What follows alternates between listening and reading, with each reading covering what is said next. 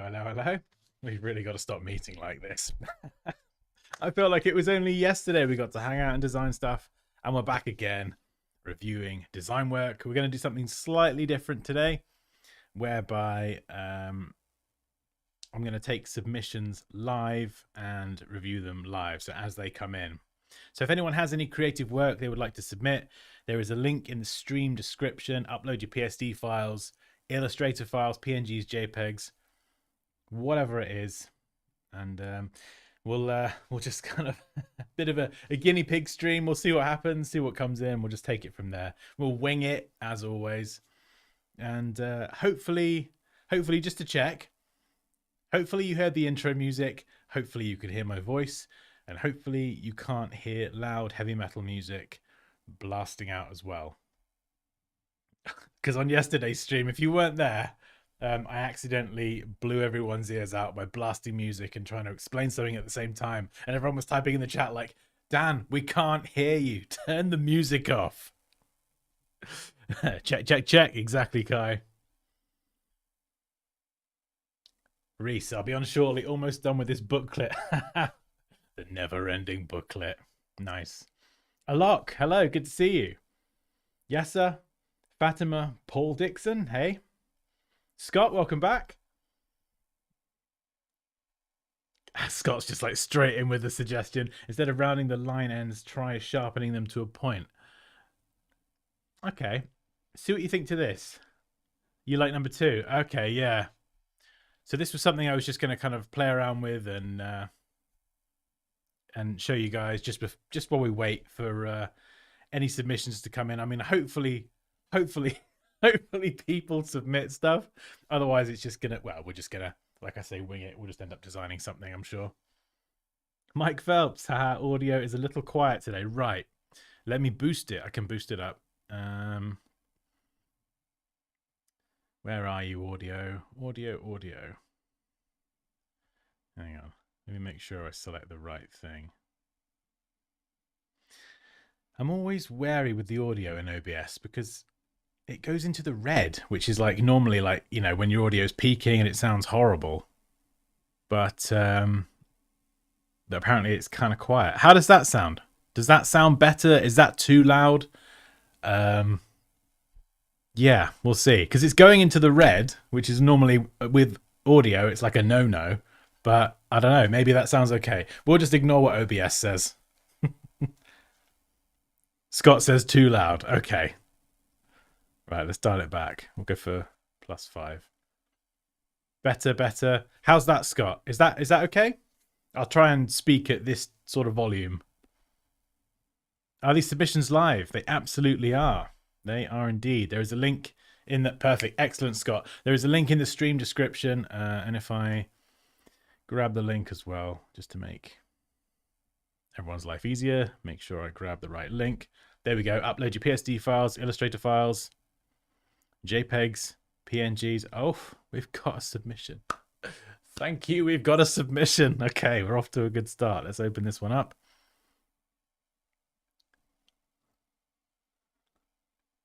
Let's open this in Photoshop. Oh, you cheeky sausage. Oh, we got 12 to review. I think we should probably go and pick. Well, actually, this is good, actually, because if nobody else submits anything, then we're covered for the stream now. So thank you, Akash Yadav. It's a nice safety net there. Loving this, by the way. We've got to talk about that. It's pixelated a bit, I think, because it's like a JPEG, but my goodness, that is stunning. That is absolutely stunning. Wow. I love that. That is really nice. The modeling agency, Allure. Akash, I don't suppose you're here in the chat, are you, by any chance? We need to talk about this, my friend. This is good. Rich, welcome back. Rick Garrett, good to see you, man. Is that the same Rick Garrett from the masterclass? Just to double check.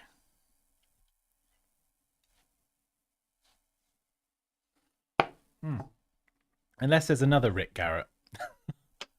Design Dynamo, welcome back. Hello, Dansky.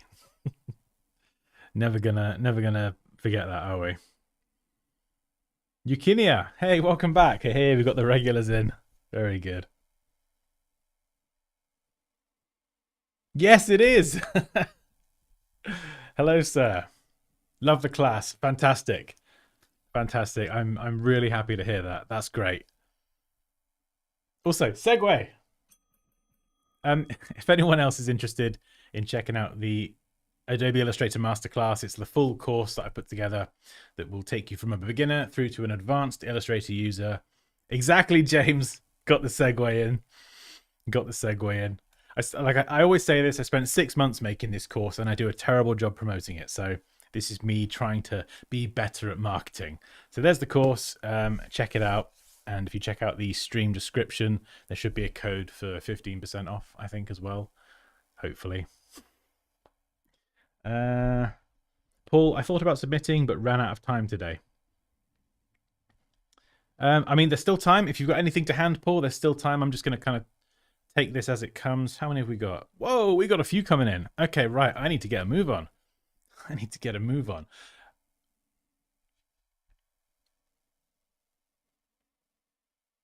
You might be shocked by this, but I don't know if I have anything to say on this. Apart from the fact it looks stunning. Like, obviously, if I zoom in like this, the quality drops quite a lot. So it's kind of hard to make out some of the particulars that I would normally pick up on.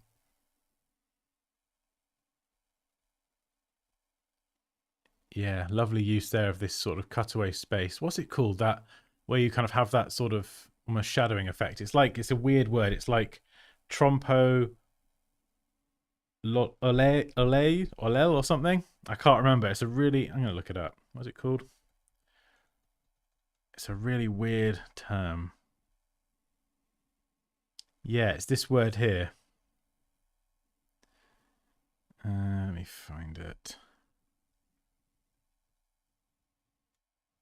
Yeah, I think it's that.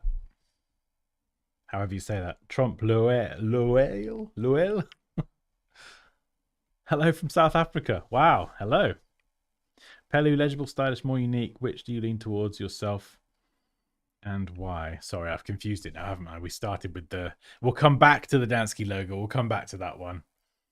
And we'll do a poll. Yeah, this one here, I mean, I can't see because it's pixelated. I would hope that this width is consistent. It looks like it kind of comes in on the right-hand side, but that's probably just the pixelation of this sort of quality JPEG. So, yeah, it's hard to... I don't know, actually. That corner there looks more rounded than this one, but I don't know, I'm sure it's not. You can't have the rest of the logo looking this polished with such beautiful curves and have that little detail off. Like, that wouldn't make sense to me. So we'll give them the benefit of the doubt. I think that looks lovely. I got nothing to say on it, which is probably not very helpful, but it's honest. That is just an exemplary logo, in my opinion. I absolutely love it. Yeah, really, really cool. And you've got the crown as well, which you could kind of, if you needed an icon to represent the brand, you could use that on its own quite nicely, actually, on like a mobile version of the website, for example, in the header. That would look pretty slick. Kate Plays, hello. Budding graphic designer here. I found your channel not too long ago. Happy to catch a stream. Excellent. Welcome, Kate. Ben Flay, hello. Tome, good to see you again. I see Ahur. Yeah, I see what you're saying. I see what you're saying. I think if the L's were further apart, it would possibly, yeah, be a little bit more like that. It's funny, isn't it? I think everyone sees things differently, as we learned with the the whole Dansky signature thing. Have you ever used Duolingo? Yes, I used it when I lived in Spain. oh, so many years ago, what, 8 or 9 years ago, and me and Poppy used it to learn a bit of Spanish. Hola.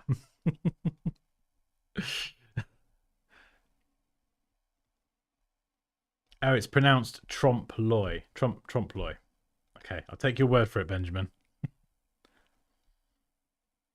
How do you deal with relatives, friends extorting free services? I don't. I don't work with family anymore. I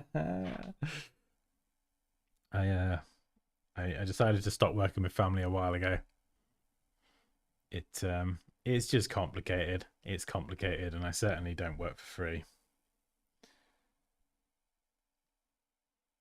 Yeah, like if it's like if it's Poppy that needs something, like you know, of course I don't mind, but I have worked with family in the past with the wider family as well, and I have a rule now that I don't work with family. Period. So unless it's kind of, you know, Poppy, or I don't know, maybe if my mum dropped in one day and said I need a logo, Dan, I'd probably be like, go on then, mum, I'll help you out. But if it's kind of wider family, no, I just don't do it anymore.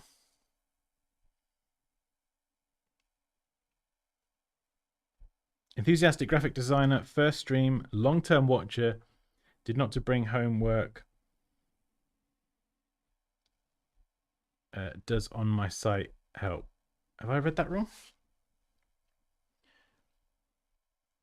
Did not to bring homework does on my site help? You couldn't rephrase that, could you, Ben? I'm not sure if that's me misunderstanding your question there. Where's the red hat you were gifted for Christmas? It's in the other room, James. You remember the fez. My brother got one as well, and he's kind of stuck his on top of like a big round light. It actually looks like it suits the lamp. Weirdly, actually. The E with the crown could be its own logo if they wanted to minimize it. Exactly, yeah. I'm thinking like a mobile website, they could have that E. If they, well, I mean, they probably could fit the logo, but if they wanted just like, let's say, that logo mark in the corner, sorry, in the center, maybe you've got search on the right or a basket on the right, menu item on the left. And then you've got that sort of simplified thing in the middle. Yep, that could work.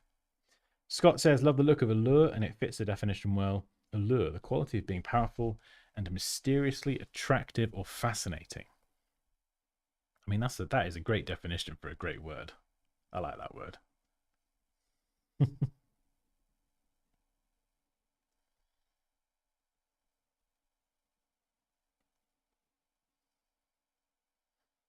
Learned so many interesting things from you, brother. Amazing. It's always so good to hear. So good to hear that the videos and me waffling on is helpful. Okay, right. Let's have a look at one more and then we'll move on.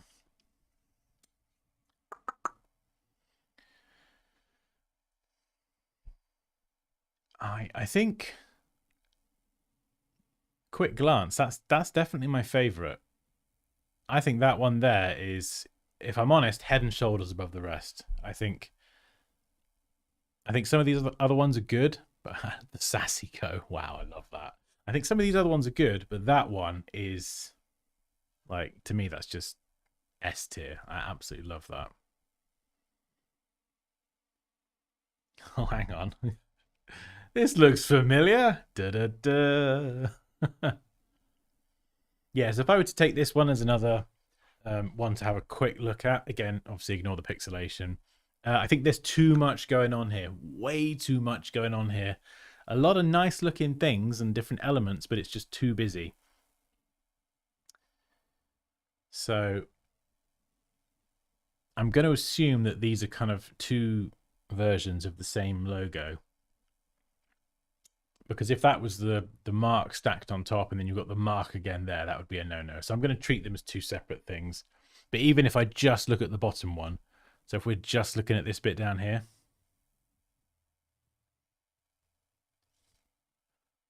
oops, hang on, what have I done? There we go.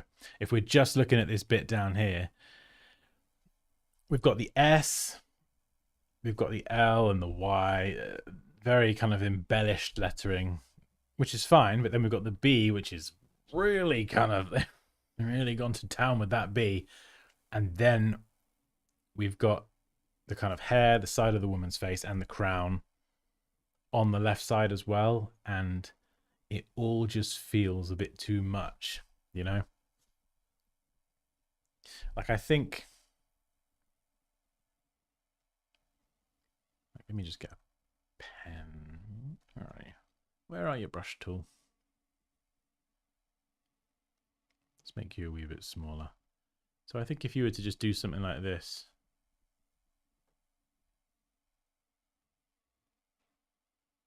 Let's just get rid of that. This is me using a trackpad again. You know, you could really kind of focus on this, and you could, you know, you can get away with kind of, as I say, that sort of those embellished flourishes on the text and things. Looks quite smart. I'd move the word studio down a pinch. Maybe just down a pinch. It's yeah, just so it kind of lines up with the bottom of this swoosh here and isn't so tight to the bottom of the text, but that's minor. That's minor. Yeah, I would do something like that personally, and then you can take the B out, and the B could then kind of sit on its own if it needed to. Or you could keep this on the S and then take the S out if you needed to and have that as its kind of own sort of identifiable mark, but then maybe just dial the lettering back a bit. I think it's that B. I think it's that B more than anything. So I would probably, if you wanted to keep the, you know, the hair, the crown, the gradients and all that stuff, I would calm the B down. Let's calm it down a bit. Calm the Y down like the other letters here. And then you could still leave that little leg, I guess you'd call it, on the bottom of the L, because that kind of frames the studios underneath quite nicely. And you can kind of nestle the word studio in that space. So that does work quite well. But I think you've got to go for one or the other. I think all of it together is just a bit too much. Oh, sorry, Ben. If anyone wants to submit their work, then there is a link in the stream description.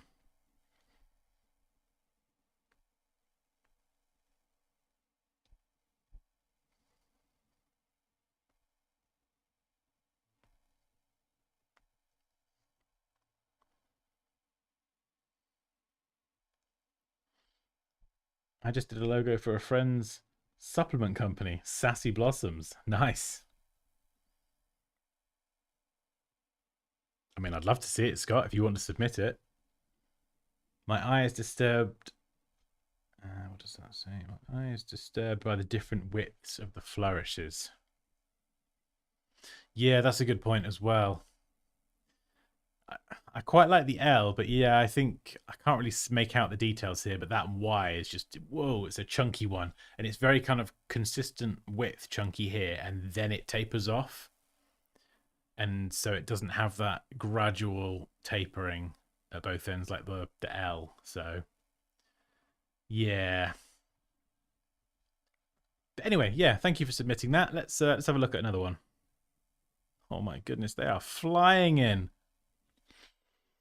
Flying in, flying in, flying in. Ooh. Oh my goodness. There's like 8 more different versions of another logo. Right. Oh. Oh, this is an interesting one. Let me open this up. Oh, we're done with it. There you go. Nature's heaven. First off, love the colors. Love the colors. The green and the white just pops off that sort of dark bluey background really nicely. Nature's heaven. And that mark as well. I really do like that. And if I'm being honest, my initial impression is I wish it wasn't bending so much. Like, but let me try and kind of make sense of what I mean by that. So I just grab some good old circles, right? Grab some circles. This is the kind of thing that sort of stands out to me. So if I squish this in here.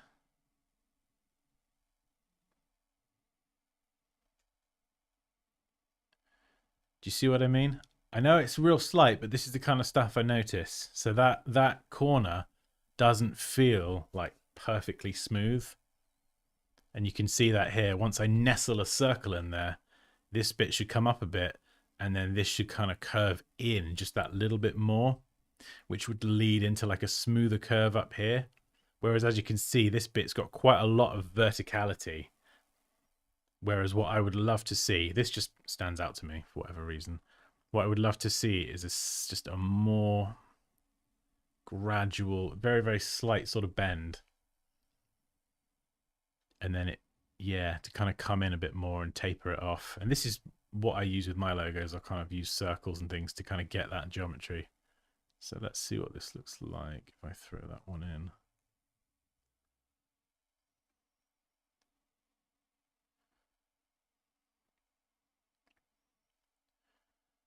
Something like that. Yeah, so you can see if I line these two up, so these circles. Let me try and, oh, hang on. No, I'm not going to do it with the trackpad. Let me do it with the stylus thing. So this is how I would like to see this edge going. Coming out a bit like that. Do you see what I mean? Obviously, that's a very, very rough line, but you see what I mean?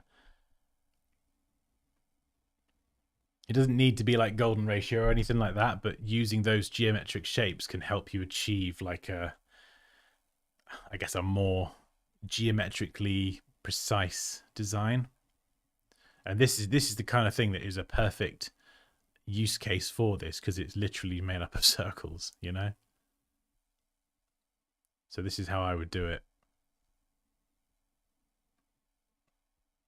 So again, here you can see where it's slightly off. And I think if you were to, yeah, same here. If you were to kind of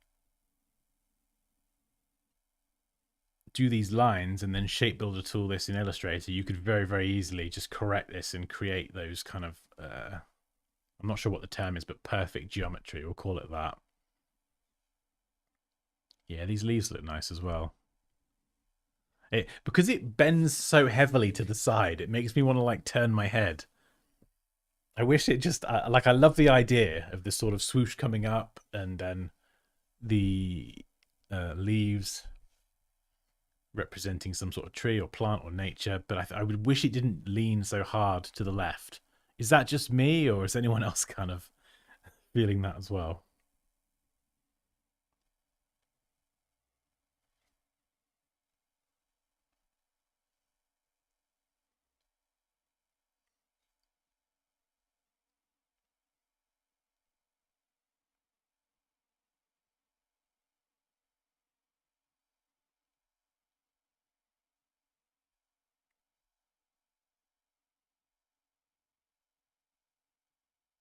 Yeah, in terms of the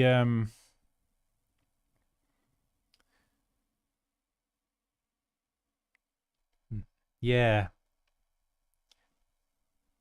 I'm definitely preferring the top to the bottom. I think the font choice is a bit off as well. The bottom one's all right.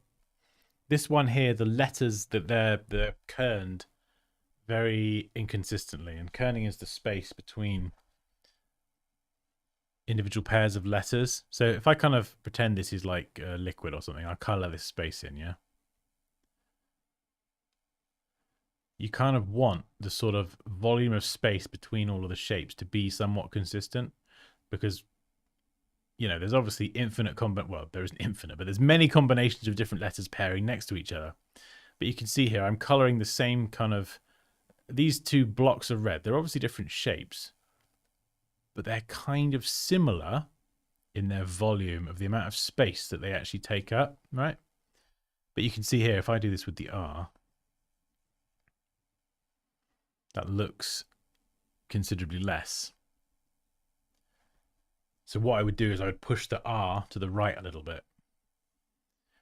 The same with maybe some of the other letters, the R and the E as well, you know, this space here. So I would either need to bring the AT and the U closer together or push the U, R, and the E further apart, if that makes sense. Rick Garrett says, I agree. I'd like to see it reaching for the sky more. Yeah. Yeah, because it's kind of like it's almost like if it's a plant, it's sort of wilted, you know, like it's lacking water or sustenance. Yeah, because plants that go up, don't they? And they sort of lean on towards the light, I think.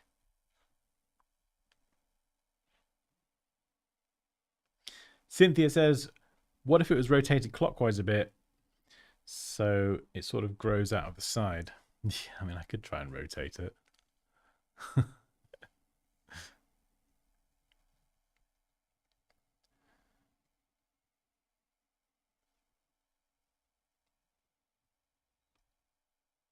Yeah, I mean, if that's how the logo was when I first opened it,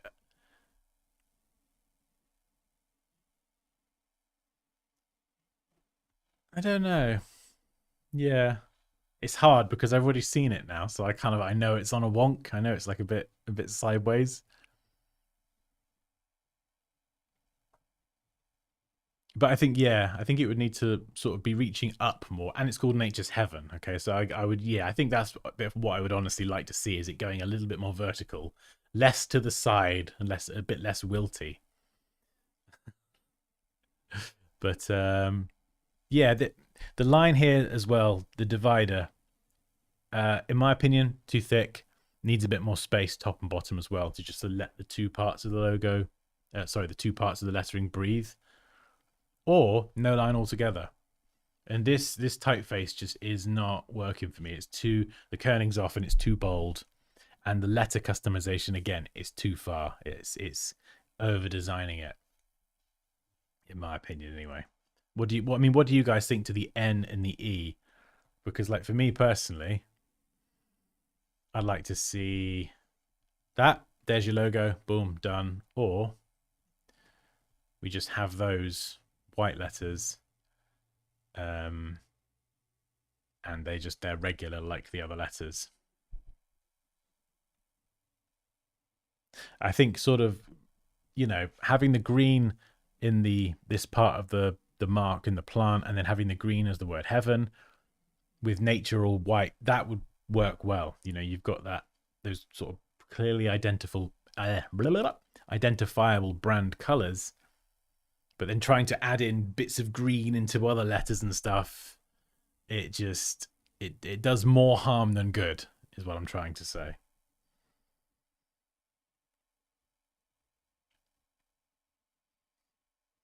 Skewing the logo to be more of a halo would emphasize the heaven aspect. Yeah. Eukinia, nice, Ben. I like it, and I see what you mean.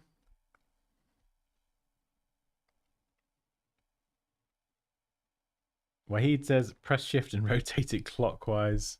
What, 90 degrees? I don't know. A branch sticking out of a trunk. Oh, do you know what? Do you know what, Wahid? Maybe. I think if I prefer that to kind of this sort of the half angle. Yeah. Yeah, I suppose you could get away with that, actually. You could get away with that.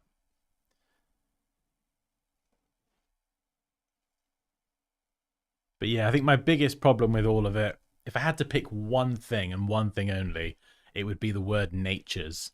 It needs to be all the same color, and the typeface is just way too chunky, way too bold, and the kerning's off. That's the most, in my opinion, egregious thing.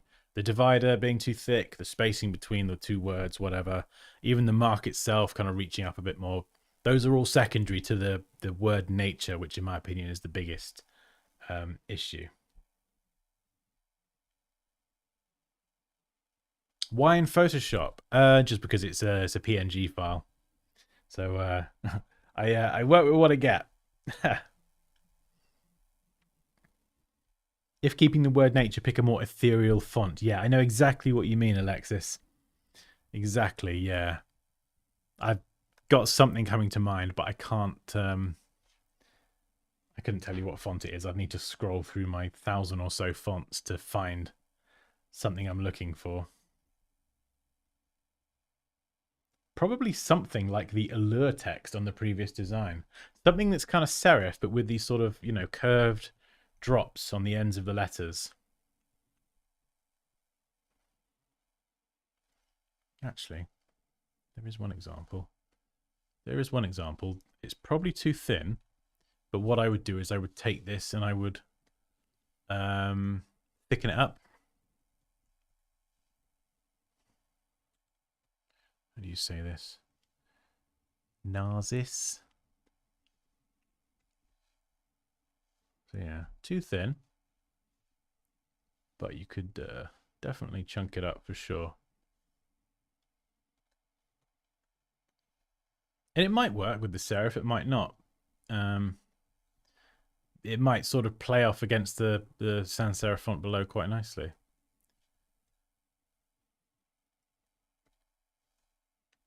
Let's bump up that tracking. Whoa!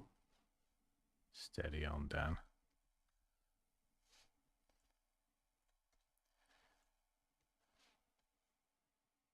There we go.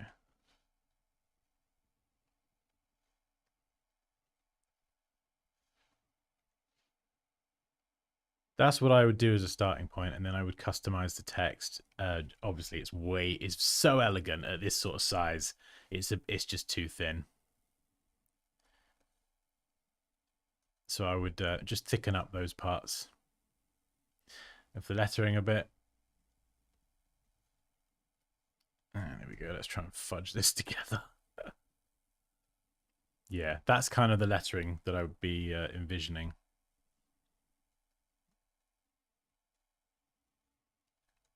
And actually scale it all down.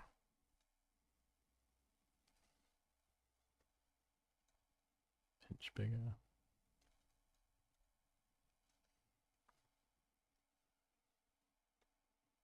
Yeah, something like that.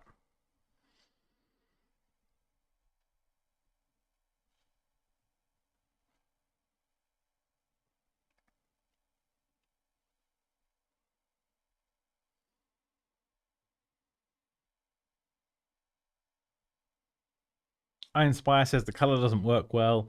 I would think more organic colors. Yeah, you could do.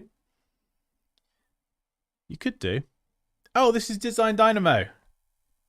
Oh, amazing. Thank you for submitting this. I didn't realize this was yours. I just saw the file name.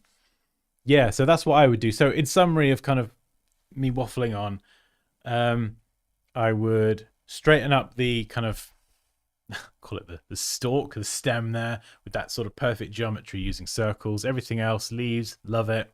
I like the colors. I don't have a context for the business, so it's kind of hard, but just looking at it face value with no context, colors are nice. I would definitely do something like that for your main headline font. I'd probably get rid of the divider. It's one of those things that sometimes it works, sometimes it's kind of unnecessary. It just keeps everything clean. Heaven font, yeah, that looks good. Nice kind of use of tracking as well. And yeah, I would pop the logo back up. I like it this way. It's just leaning a bit too much for me, but yeah. So hopefully that was helpful.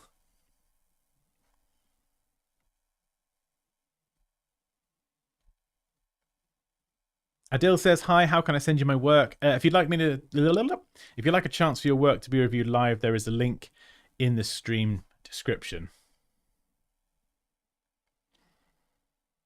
Cynthia, nice. Eukinia looks good. Awesome. Popinder, hello. I'm afraid I won't be able to be in the stream today. My car is ready to be picked up. Oh, okay. Okay. I wasn't sure if Poppy was going to join the stream, in which case the boys, our two boys, 8 and 3 years old, would have also joined the stream at some point inevitably, and it would have well, it would have gone in one of two ways. The stream would have either got better or it would have got worse.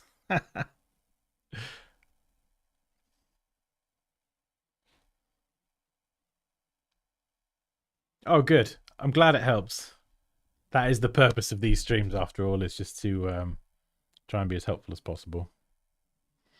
Khaled, I'm lurking here. I submit something I did recently. Would love to hear your thoughts. Have we got any other lurkers in the chat today?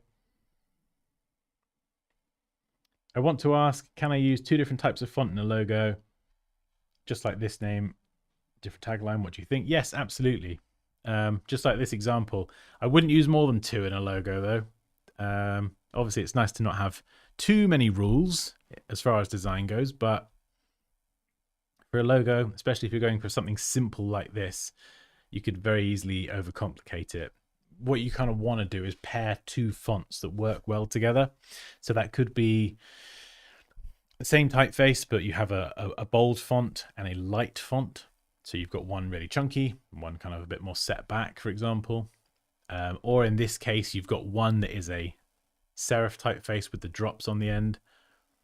And then you've got one that is a sans serif. So you're kind of pairing different types of font that that play off each other. Right, let's do another one. Let's do another one because I think there's quite a few submissions coming in. Oh my goodness.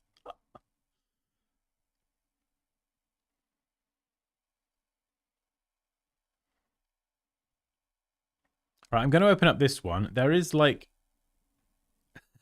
there's a lot of different submissions for this, but I'm not going to look at them all. I'm going to focus on this one because it's got some methodology explaining it. So idea bin, letter I, negative space, letter B. So yeah, so this is clever. Idea bin. I like that. Yeah.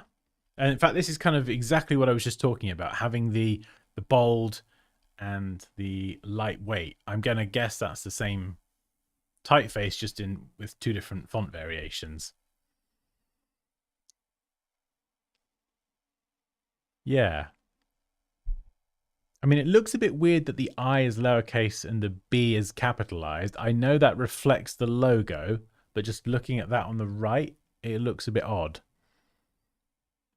Probably because I've never seen that before. I would always expect it to be the other way around. So I don't know. What do you guys think about that? Should that be all lowercase or capitalize the I, lowercase b, or do you think that looks fine as it is? Am I being nitpicky is what I'm saying?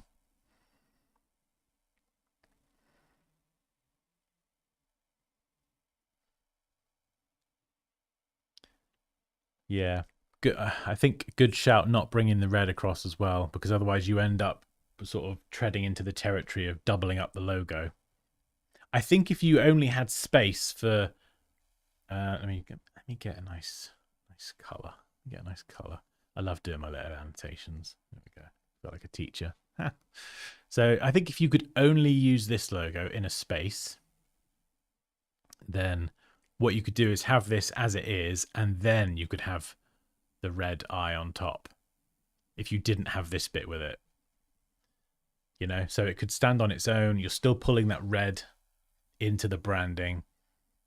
And then you could have this on its own if you needed to, small space, app, whatever. Or then you could use it together as it is like this with everything. But yeah, good shout not bringing too much of the red over from this one, because it'll just, you know, you end up with kind of almost two logos in one, I think. The only thing that's standing out to me, and I don't know how you get around this, is the widths here. So you got consistent width. Do you? Actually, no. No, you don't. Let me get my little measuring stick. We'll do a little measury moo. There we go. We've got one line.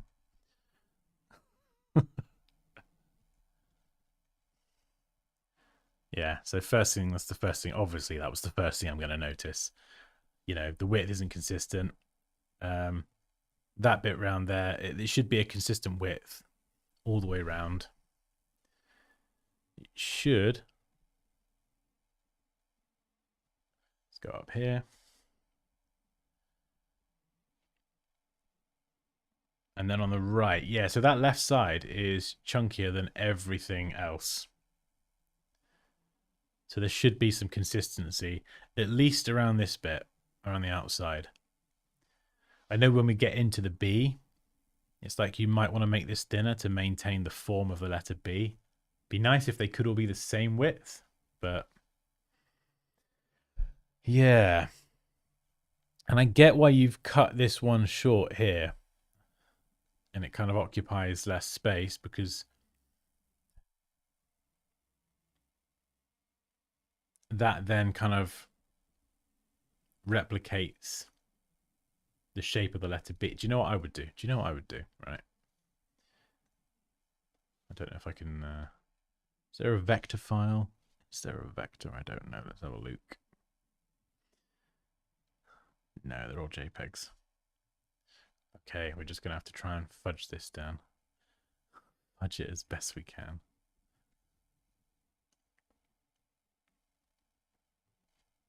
Actually, let's do it this way. We'll get this into Illustrator, because then I can actually try and do something useful. Right, let's lock that. So what I would do, grab the where are you? Arc tool, F to flip. What we're gonna do is we're gonna thicken that up. Let's try and match that stroke weight. Bit too chunky. Down we go. There we go. Boom. So this is kind of what we got at the beginning. At the moment, I would bring that in, then go down,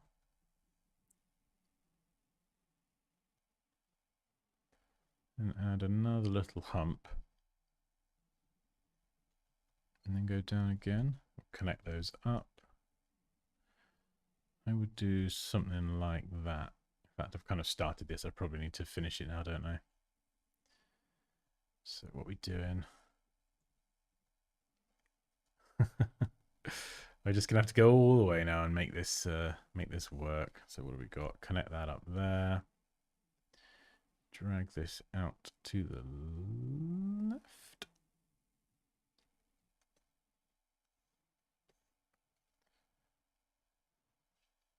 Oops.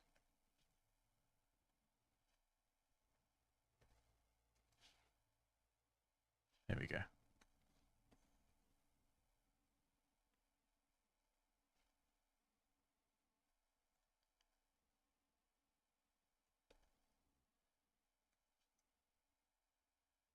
There we go. That's what I'm trying to do. Yeah, so do you see what I'm saying? Rather than just doing the whole thing, because that'll take me ages to do it precisely. But what I would do is, rather than kind of maintaining that perfect curve, I would just add a little hump there to kind of reflect the fact that the top of the B is usually a bit smaller.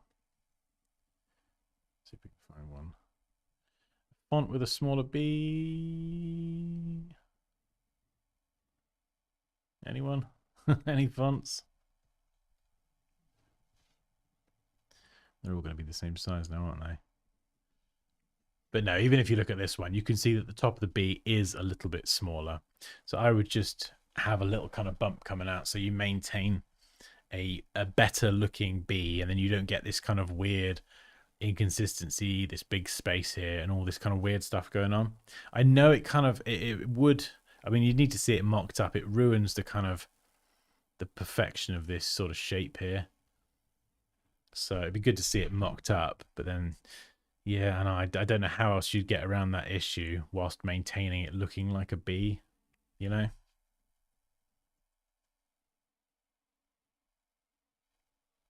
Astro Goosey says I would put it in uppercase. Yeah, I think that is uppercase. Ben Kellerman says the logo feels quite 90s.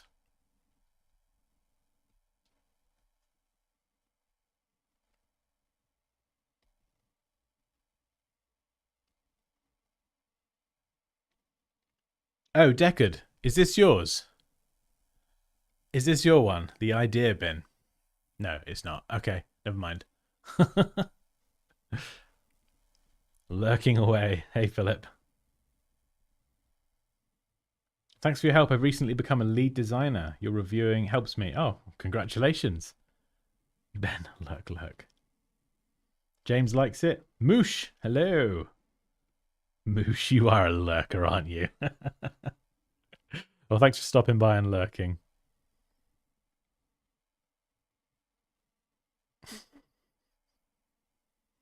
Okay, Rick likes it. Juan Carlos, I like the font. Yeah, it's good. Really good example, actually, of just clean, simple, sans serif, thick, thin, boom, done. Sometimes the simplest ones are the best, right?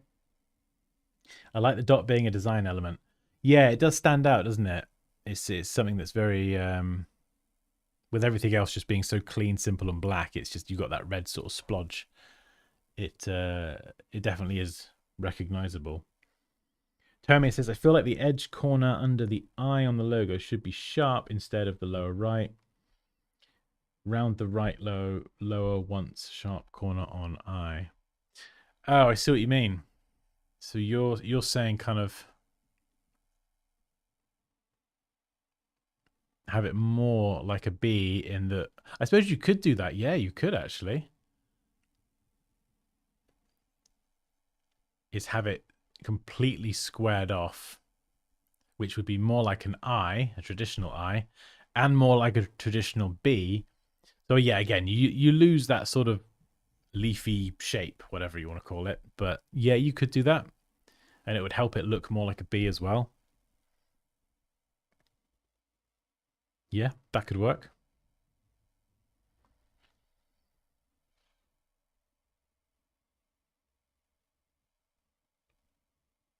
Hey, Ben, welcome. Yes, Command and Control J for joining. Sorry, I do these things all the time. It's just like keyboard shortcut city in my head. How do you tag someone on a stream? Oh, everyone's. I'm like late to the questions, aren't I? Boa, hello. Hello. Moosh, I am a lurker today. I just have too many meetings and deadlines. That is fine. You lurk away, Moosh.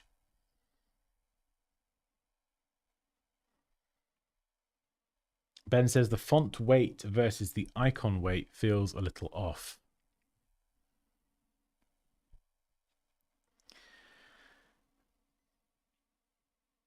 Yeah, I suppose one way to kind of get around that, it'd be interesting to see, would be to, let's say we have this design or we tweak this design, whatever we do to it, try and then match this same width here of the thickest parts of the word idea.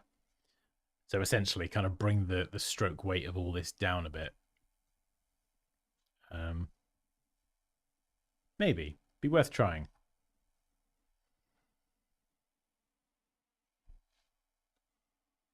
And of course, letter I, negative space B.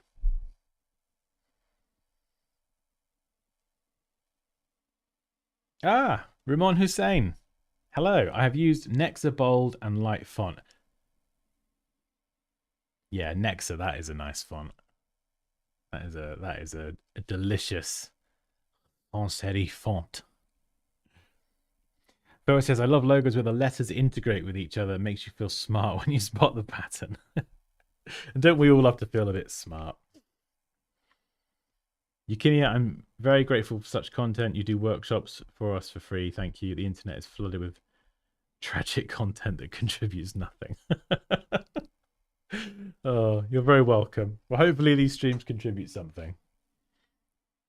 It definitely does to me. Like, especially the yesterday with that signature. It's looking pretty tight now. That was a team effort for sure. Zakir, hello Dansky, how are you today? Very good, thank you.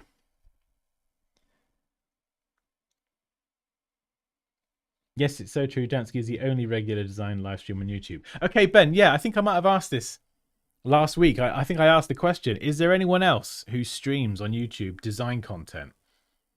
Because I can't really find anyone. I was thinking like, surely it can't just be me.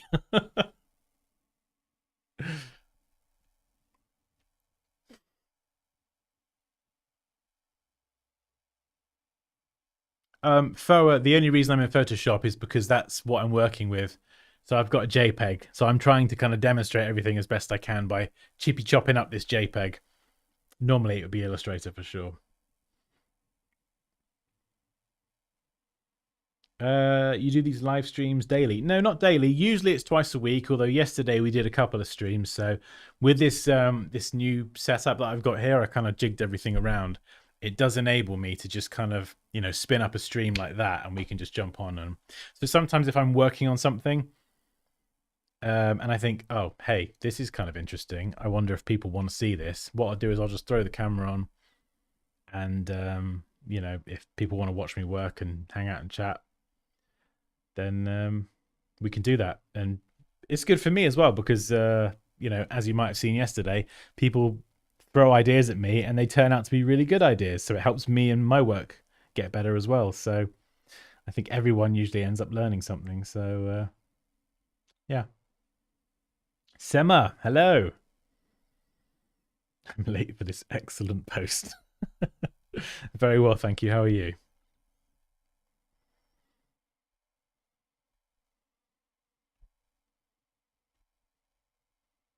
Hello, I'm new around here. How do the submissions work? There's a link in the stream description if you want to upload your PSD, Illustrator file, JPEG, or PNG.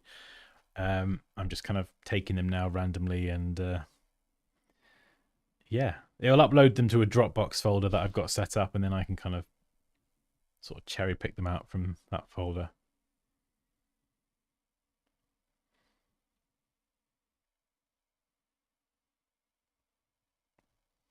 It's quite a lot. There's a lot of logos. Oh my god, there's so many idea bin ones. Really cool to see.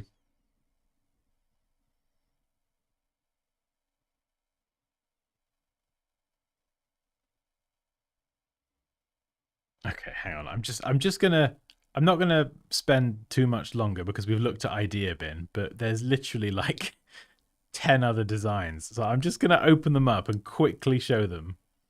Just for anyone who's watching this on catch up as well, or if you want to pause the stream and have a little look at these a bit more, then you're free to do that. But yeah. Okay, which one do you prefer the most? Definitely the left one. Number 2, that ain't working for me. Idea bin. I mean, I like what I'm looking at. It's an I and I suppose a subtle B. Nice colors, really nice colors, very different. Doesn't remind me of anything in particular, which in this day and age is pretty good. Let's keep going. Idea bin. No, not feeling that. Liking the use of geometry here, but not feeling that compared to the one we looked at before. The B, it's not working for me. So you see what this is what I was talking about earlier. Kind of the red in the dot looks fine, but when you start to bring it into every single dot, you've then got 2 different sized dots and they're both red, and it starts to kind of, in my opinion, overcomplicate it a little bit.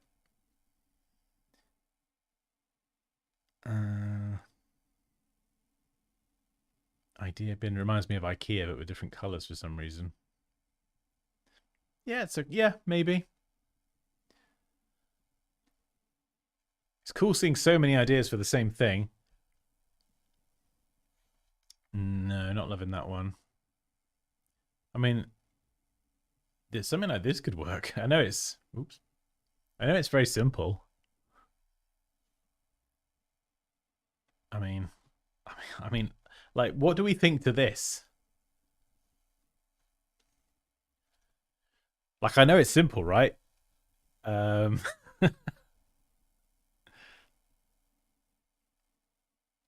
put phallic much.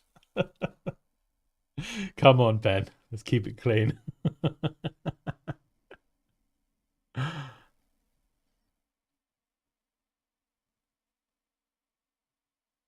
This looks a bit phallic.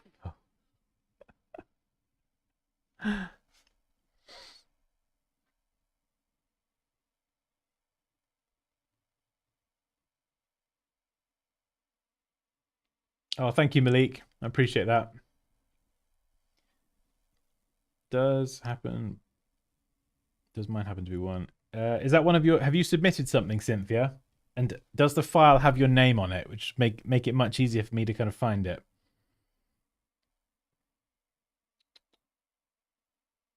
It looks a lot like the logo of a Swedish political party, Liberalerna.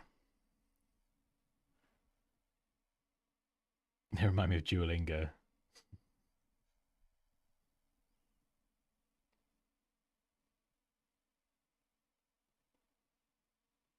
I like the red period. Love it. Looks like a game, the purple one. It does, doesn't it? Yeah. I wouldn't say that's suitable at all. I like it if you wanted like a, if you had a retro kind of thing or a game or some sort of, if it was kind of suited to, yeah, gaming, I think, or like old technology or something. Not so much this. Paul says, what if bin was red orange? I do like the simplicity now. Yeah, you could do that as well. You could do that as well. Have the word idea in white, the word bin in orange or red, or sometimes I think I said this earlier. Sometimes the simplest ones are the way to go. I think sometimes, and I don't know if you guys feel like this, sometimes we think we have to kind of it has to be this really designed thing that should take us like a long time, and so we end up designing things and we over design things, but sometimes actually it can be the quick and simple idea that does work the best. But yeah, that's a good point. Olanian says light bulb. Yeah, the integration of a light bulb into the eye could work. I wonder if it's a bit obvious though. So I guess if you were going to integrate a light bulb, do it in a cool, fun, interesting way. Integrate a bin and a light bulb. Possibly. This might look terrible, but there you go. If anyone ever wanted to learn how to create a light bulb, this is how you do it.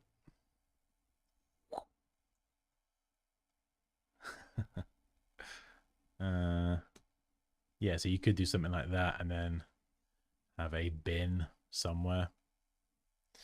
What does bin typically have? You got the lines going down like this sort of trash bin. Don't do that, Dan. Let's do it properly. Something like that. And then I suppose maybe you could tag that on the bottom. Obviously, that's way too tall. Or you could have that up in there. And then you've got the icon. Idea bin. This is probably a bit too much like an icon right now, but you got the little kind of handle. Is there a way you could kind of merge these two? Quite possibly. Would that fit quite nicely in there? Maybe.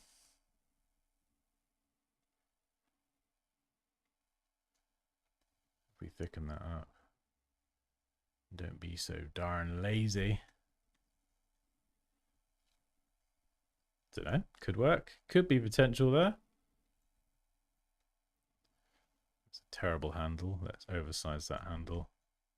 Wrong part. Let's chop the bottom off, not the top. Snap that in. Maybe make the outside thicker. No, I keep them the same weight. Make sure the gap between all those is the same. Obviously, that's not like a finished idea, but do you see where I'm going with this? Like you could turn that into something. And then what was the font? You got Nexa. Nexa Bold. Beautiful. Scale tool loves distorting everything. Idea. Bin. Where's the light variation? Where are you? Light. Nice. Nice indeed. There you go. Logo done. Give me $5 million. If I distorted that text, I think I might have distorted the word idea and not realized it. I think my shift key is a bit funny on this computer. Is it? Or am I just my eyes going weird? No, my eyes are just weird. Ha! There we go. Boom. Shrinky dinky. And if you really wanted to kind of pull through the characteristics of the weight variation, we could take a smaller detail like the trash these lines on the trash can and kind of mix up the weight, thick, thin, just like the text. Yeah. I mean, that's just a quick idea I've just kind of pulled out my ass, but you know, you could yeah, like I think someone said about merging the bin and the bulb icon. And you could even actually underneath, if you wanted to kind of, you know, you could, I mean, you could move that up in there. There's loads you could do with this, and you could even add the sort of screwy part of the bulb underneath if you wanted to finish it into more of a bulb. So we go duplicate, dung dung, scale down, scale down. I would try it anyways. One thing I would try, it might end up being too much. So what I would do is I would kind of keep that version over there and this, and then I think you don't want to pop that on top of the eye, but it's the kind of mark that, you know, you could let's just throw this over here. You know, you could then pop that centrally and it kind of works there as well. Yeah, my shift key's definitely gone a bit funny. Let's try and snap that centrally. So a few different uses there. Like I say, that's not a finished design. Take that with a huge grain of salt, but I don't know. Maybe there's potential there. We'll see.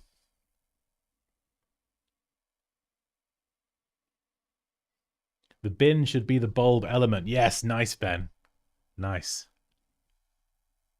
In fact, yeah. If I giving me ideas now. God, we're gonna get carried away, Ben. Yeah, that's a good shout. So what I would probably do is if I was going to make that the bulb element, is I would start straight from this corner. I would then pull that out like the element of a bulb. So actually now we've got this kind of almost like a caricature of a bin.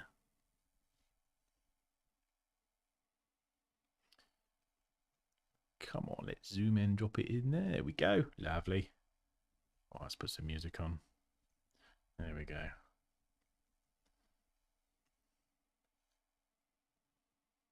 Yeah, so you kind of have the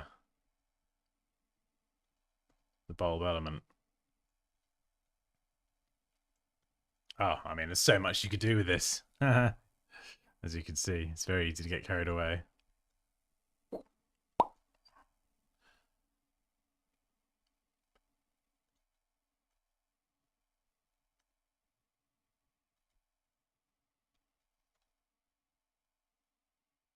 Oh no, I'm not going to mess around with that. But yeah, I would bend out those two side ones a bit.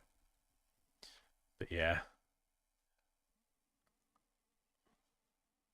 chunk up the outside maybe. Yeah, again, so you're kind of mirroring that thick, thin weight from the font. I mean, oh, I could play around with that forever. Right, I'll calm down now. I'll calm down now. No more ideas, Ben. The expired life, brilliant. I don't think the word bin is for trash can. Just saying. No.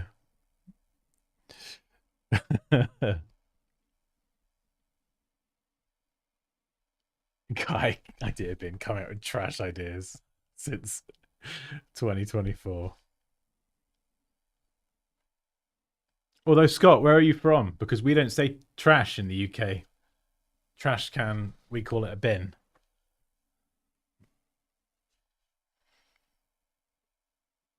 I don't know if that's of any relevance.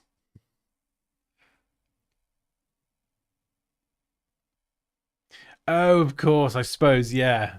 A receptacle for storing a specified substance. Yeah, I suppose technically that is a bin. I just think of trash. For me, it's just like, right, well, I'm going to put that in the bin.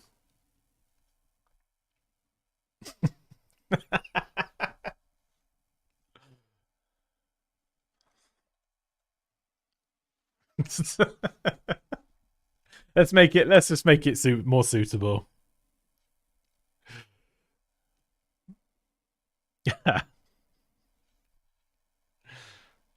Rick says maybe the dot on the eye can be a half dot, like the lid on the bin.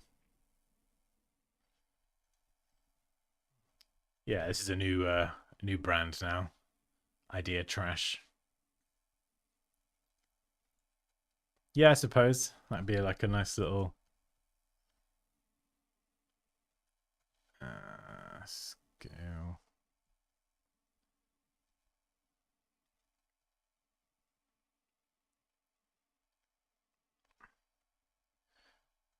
Oh, not sure about that. I thought it looked better than it did. Worth trying though. Good suggestion.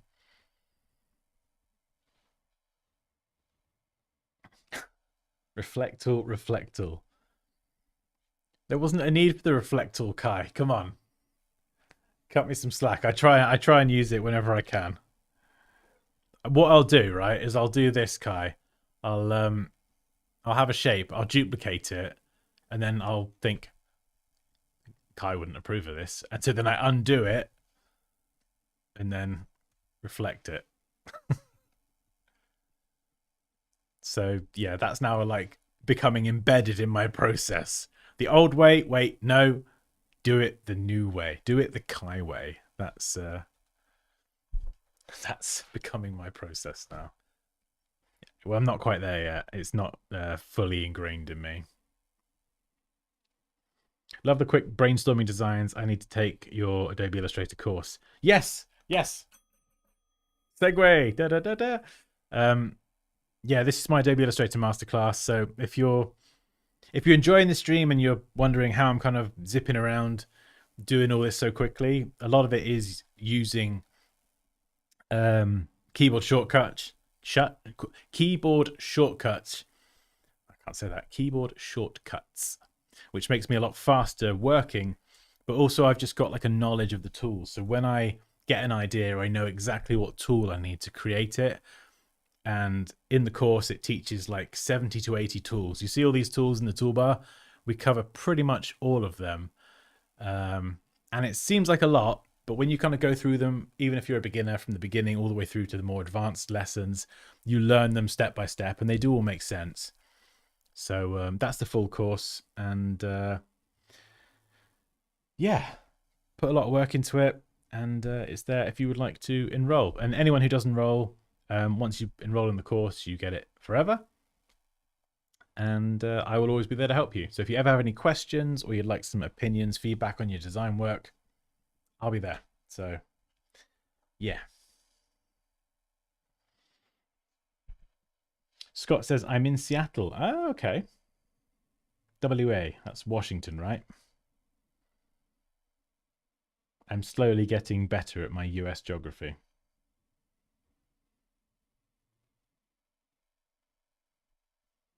Finally, a service for bad ideas. File your designs in the trash can. Yep. Will this be saved to this live? Yeah, probably. I think so. These ones, they usually go up as, yeah, as Ben says. Ben's like answered the question like that. And then 10 minutes later, I'm kind of reading it out. I will save that idea trash. Maybe I could turn that into something fun. I don't know. Anyway, let's take another one. Let's take another one. Let's try and find something a bit different than a logo. We got Ooh, Cynthia, did you submit one?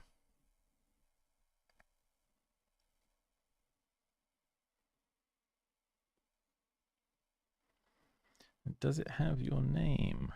Let me search.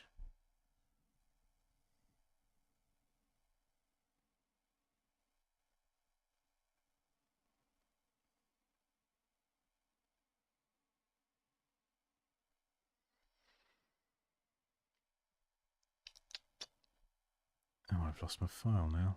Where have you gone? There you are.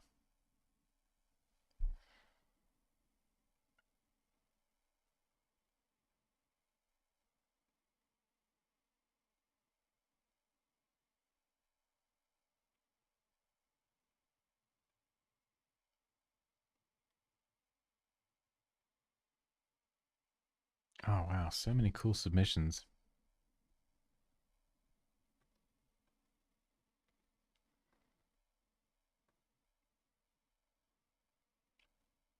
Right, let's open up this one. Let's open up this.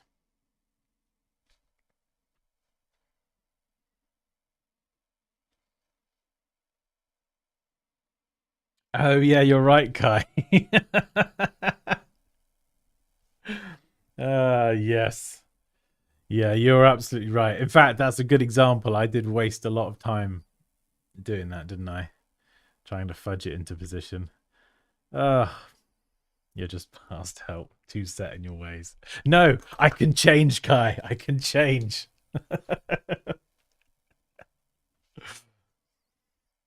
This old dog can learn new tricks. Just might take considerably longer. No, you're good, James. You're training me. I'm getting better. I'm getting better at segueing. I'm a self seguer.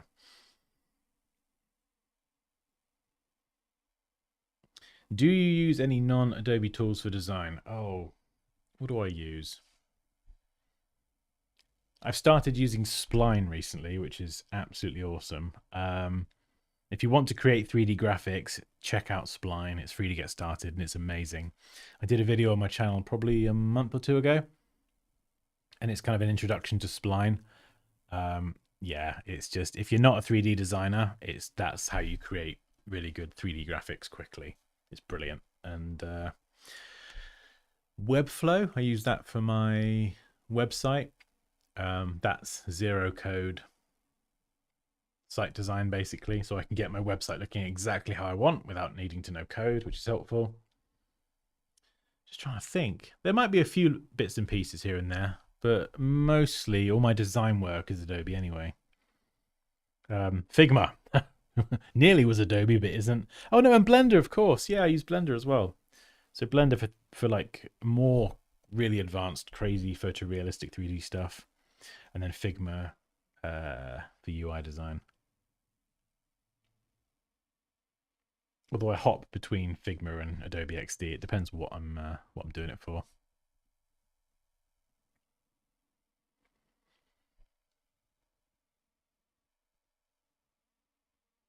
Sorry, I'm doing a massive typesetting project, and I'm over caffeinated in answer mode. No, I love answer mode. I love being in answer mode, mate. Solving problems. I do love it. Figma, yeah, Ben. Figma's great for UI design. Apps, websites, that kind of thing. In fact, you can actually use Figma for a lot more as well, but that's what I predominantly use it for. Okay, Ben, thank you. If you check out the course, Ben, don't forget that in the description of the stream, or if not the stream, one of my videos, there should be a link to the course, but underneath that, there's also a link to sign up to my mailing list. If you do that, you get a coupon for 15% off the course. So if you are interested in signing up, just make sure you get the discount before you kind of go through the checkout, okay? Yeah, Ben, Spline is awesome. It really is awesome.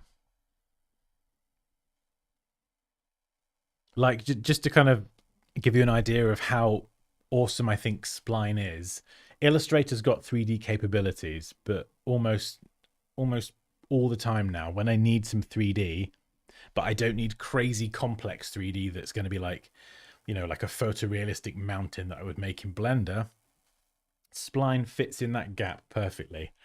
Because, you know, you can do 3D in Illustrator, but I mean, in Spline, it's not only really easy, but I think, if I'm honest, it looks better, and you can do things like glass.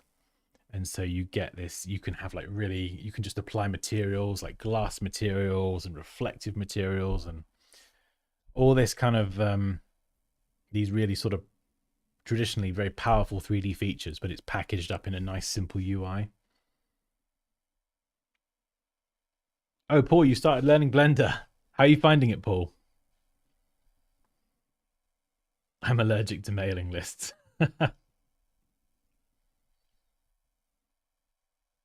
It's all right, Ben. I don't send very many emails, and if I ever do send any emails out, they will be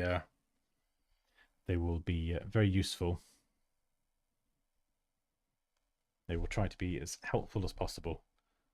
Yeah, I can't stand it when I sign up to something and I just get spammed with emails. It's like, go away. How do you get the discount? Sorry. All right, hold on, Jerry. I will grab the discount link and I'll just paste it in the chatteroony.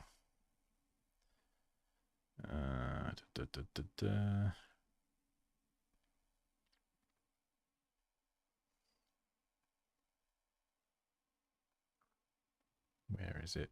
There you are. There you are. Okay, so if anyone is interested in the course, this is the link to the course.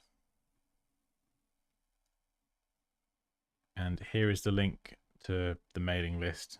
Like I say, sign up and you'll get emailed a code for 15% off. Just make sure you check your junk folder, because sometimes, annoyingly, that email to confirm the mailing list does go into the junk folder. Ugh, unfortunately.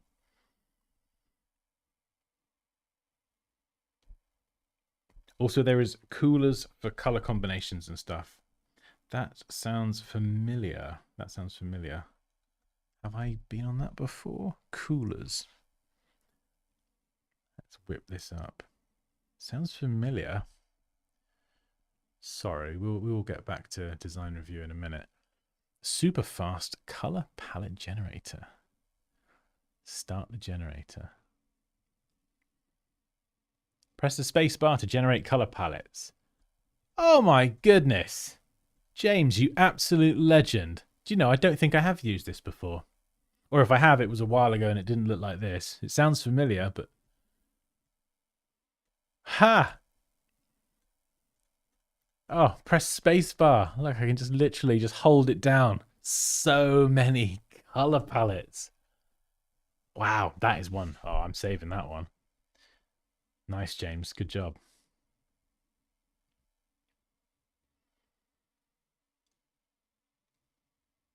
Cheers, Ben. Catch you later. If you've got any questions about the course, just drop me an email, hello@dansky.com. Oh, Ben, you've heard of coolers. Yeah, that's good. I got pulled away, but we're over 100 views. Milestone. Oh my goodness. Oh yeah, there's over 100 people. Goodness me. It's normally about 50, isn't it? Concurrent. Dare I say that these streams are getting a bit more popular.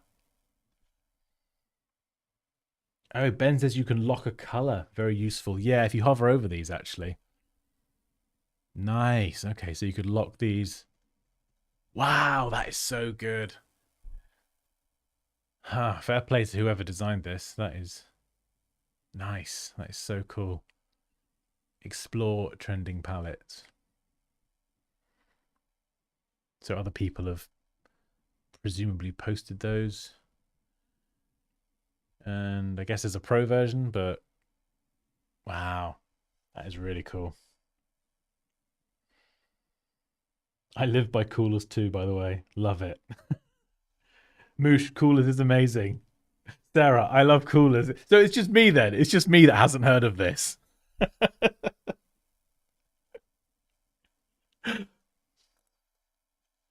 I feel like I've just walked into the wrong bar and everyone's just turned around and looked. I've just gone into the saloon and everyone's kind of stopped drinking and they've just turned and looked at the doorway. Who is this guy? Never heard of coolers? Honestly. Sarah says, so fun to use. You can add your own colors as well and lock them, then generate matching colors. Nice. Okay, so I could add my like Dansky orange and then I could find complementary colors if I wanted to build out that palette. Could be useful.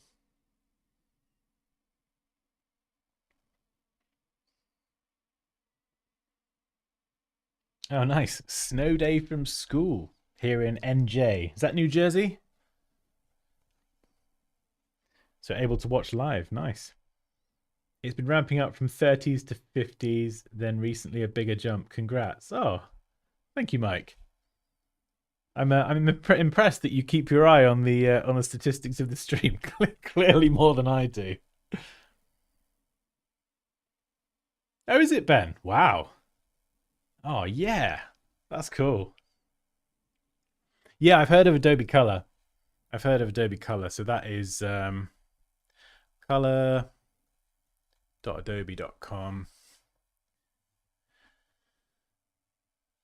And yeah, they've got Yeah, something similar, slightly different, different layout.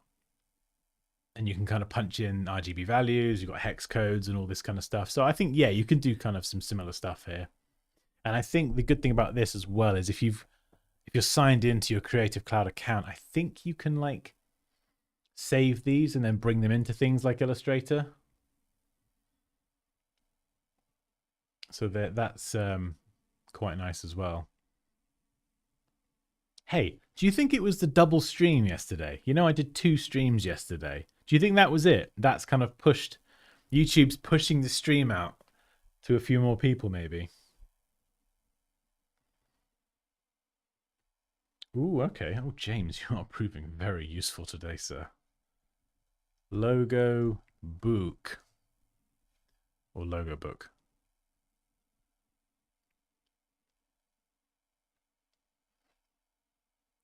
Oh, nice. Oh, I like that one. That's cool. Discover the world's finest logos, symbols, and trademarks. Oh, this is cool. Ha. Some of these would be fun to try and create. Like a little challenge. Pick one of these at random. Letters and numbers. Oh, wow. So if I click D.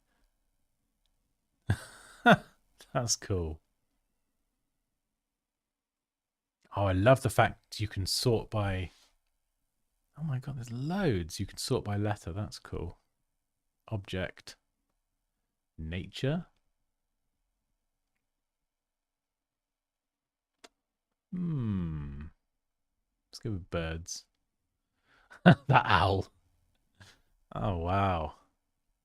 Nice. Another good suggestion. Just root and be a man. Cheers, Mike. Whoosh.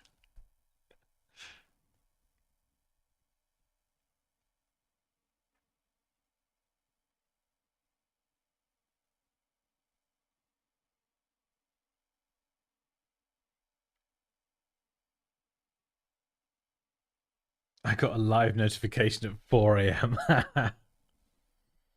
Oh, it's been more of a gradual thing, has it? Or people are excited about trying to get their designs reviewed live. Yeah, maybe.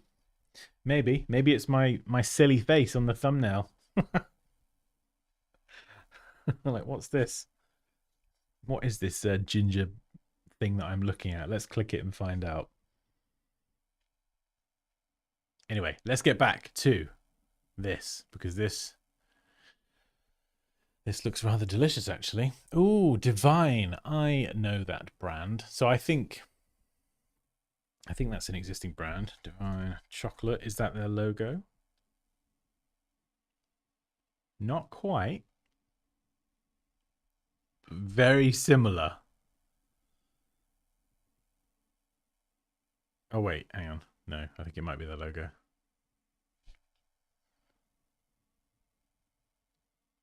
Okay, there's 2. I think maybe one's older than the other. So there's this simple version here, but then they've got the one with the double heart and the ah coming out the top. So I think that's that without the ah. But yeah, let's focus on the actual design. Heaven in every bite, hub of homemade designer chocolates. Book your order now. Pranali Jelly Sunny. Okay, so I'm guessing that's the contact name, the person's name. So what I would do is I would get rid of that. On something like this, I mean, you could have your name if you wanted, like a business card, if it's like a personal business and you're a one-man team. But personally, I wouldn't make your name so prominent. If you wanted to have it on there, I would say, well, I would either take it off and have call us to book your order, because when you answer the phone, then you can say, hey, I'm Pranali, and then go from there. Or you could say, call Pranali to book your order.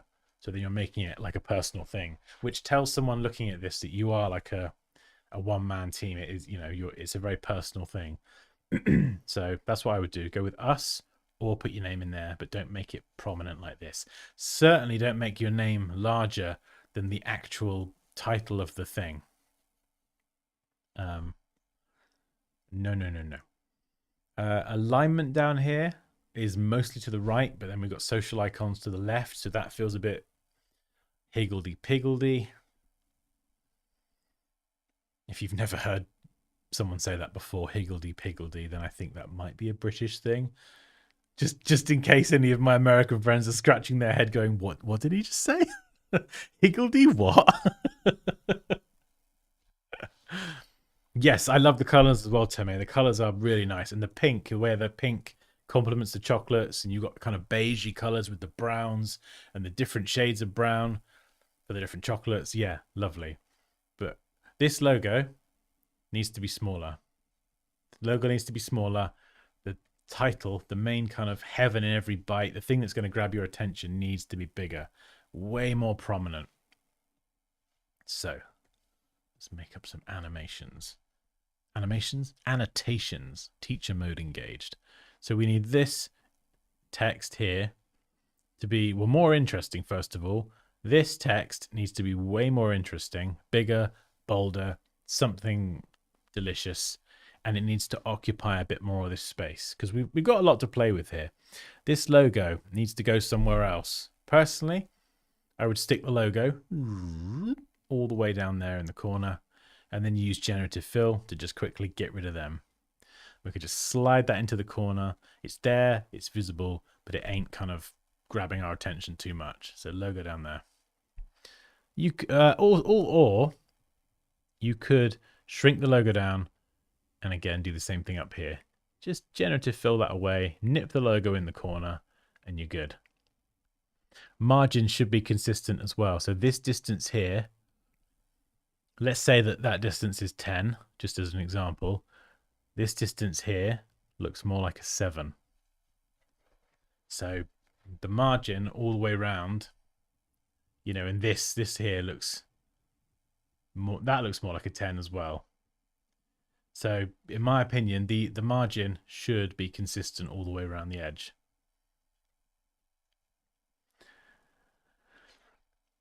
Text at the bottom.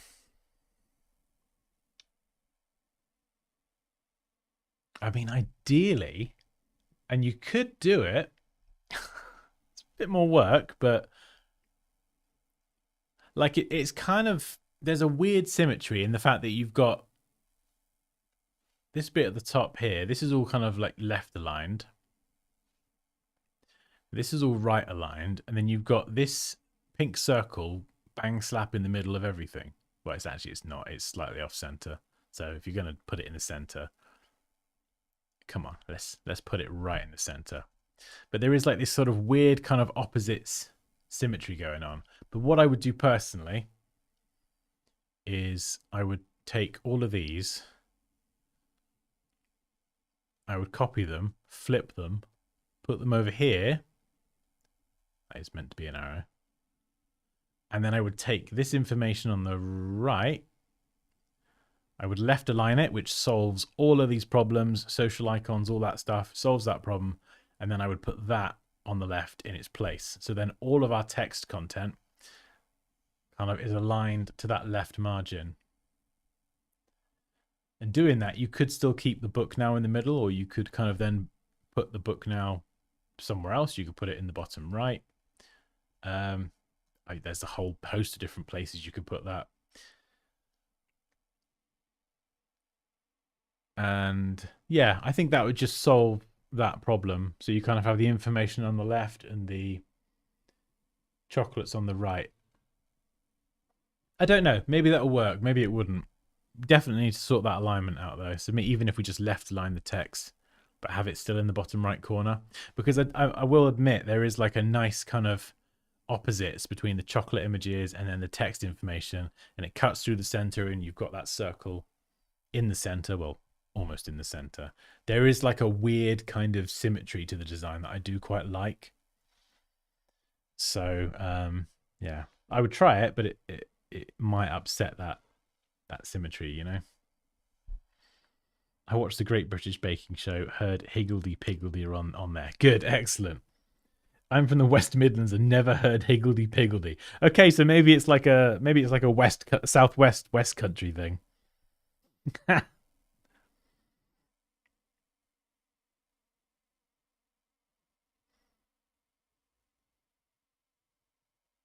Yeah, I'm good, thank you. But thank you for the invitation.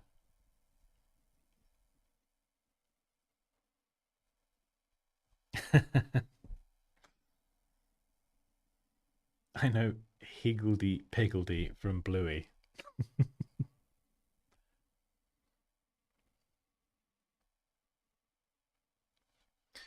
But yeah, I love the colors in this. Really nice colors. They all kind of feel like I said earlier, like you got the beiges and the light browns, the dark browns, the super dark browns, and then these sort of colors here, the little white chocolate balls. They all kind of just complement each other really well, and then you've just got that splash of pink in there. Yeah, absolutely love it. But yeah, hopefully that was helpful. What's higgledy piggledy? It's wibbly wobbly, a bit. How do you describe higgledy piggledy? Try and get a Google definition. Higgledy. I don't even know how to spell it. Higgledy piggledy definition.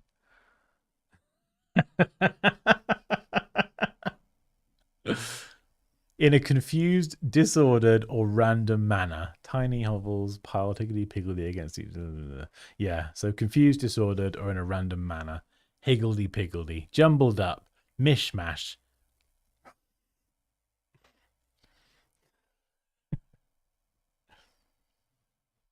You might not have time this week, but I just submitted a fun, simple design I created. Oh, I will find time, Paul. There we go. We have more time. Where is it? Has it got your? There we go. Paul Dixon. Ooh. Okay. Right. Let's whip it up. Thank you very much, Paul. Also, just while we're here, how is this format? Like, how do you like this format? Just submitting it live, reviewing it live. Obviously, I'm not going to get to all of them, which is kind of the same every week. But if I don't get to your design and you have submitted it, it might just be a case of next week, just, I don't know, submitting it again. I'd have to be able to do them all, but I just can't. I'm just one guy. I tamed. Is that I tamed? Am I reading that right? I love the little monster. Where did the monster come from, Paul? And we got two versions. Okay, so hang on. Right, there we go. Lamb the monster is a mascot character I created in Blender. Oh, it says it there. Come on, Dad, read the description. It's a mascot character I created in Blender for a company that specializes in live streaming. He gets used in merch designs such as this desk pad. Oh, wow. That must be so cool. That must be so cool to made that little character. And oh, that's brilliant. So there you go. That's the kind of thing you can make in Blender. I think you could also do that quite comfortably in Spline as well.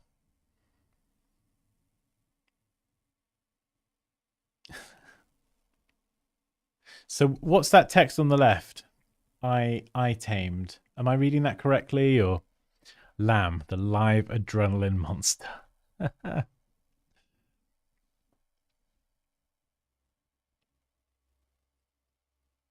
Yeah, so what's this Oh, I see. Right, I'm with you. I'm with you now, Paul. So this is a desk mat, like a desk mouse mat, one of those big ones, yeah. And then you have the kind of that's why the keyboard and that's coming off the edge. Am I right to show you that that is a kind of mat? I see. I'm with you. I'm with you. I'm a bit slow sometimes, Paul, but you know I get there in the end.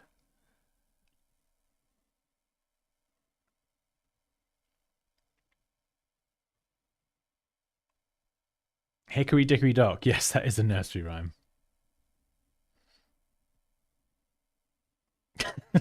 Conversation's just gone. Higgledy piggledy, hickory dickory. Oh, you're welcome, Nikhil. Thank you very much. I like it because in most cases it should mean the people who submitted are in the chat. Yeah. Yeah, I like it. It's I think it's good as well because yeah, usually like you say, the people that submit are in the chat. So then as I'm talking about it, or if I have questions, they can clarify the context. So maybe obviously you've provided context with yours, but on some of them I'm just looking at it face value and I don't know what it's for. So it's always helpful if they can clarify in the chat what the design was.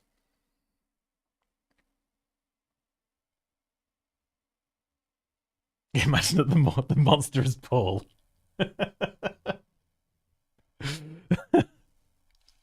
Yeah, Paul isn't actually a real person. This is this is Paul Dixon's true form. Red skin, the singular eye. Loving the hair, Paul. Love it.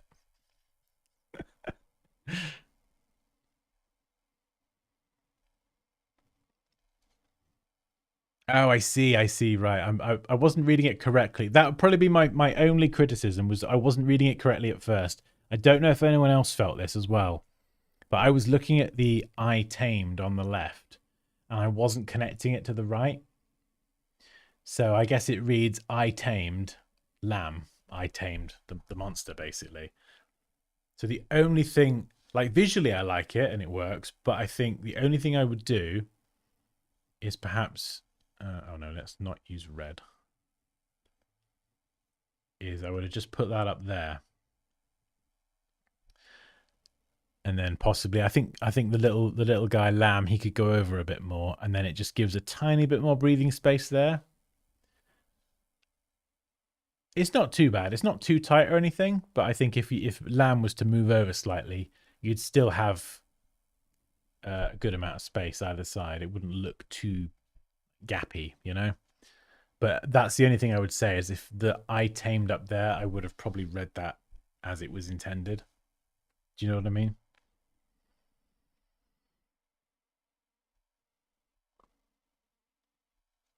Okay, Ben, so you like this format as well then?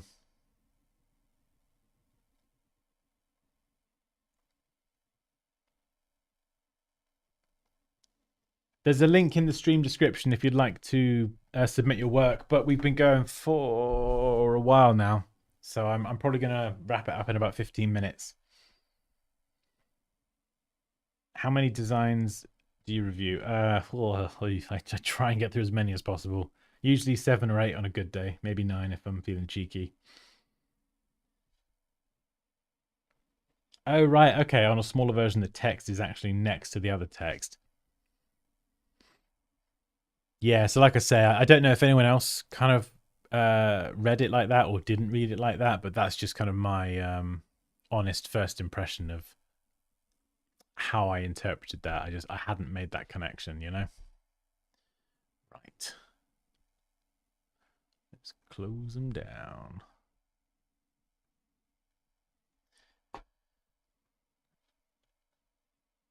Oh, let's put some music on. There we go.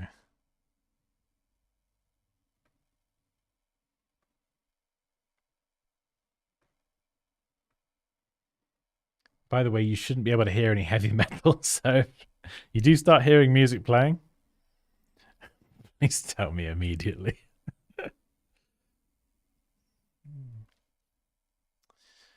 All right, let's have a look. Let's do a few quickfire ones because I've got so many designs people have submitted.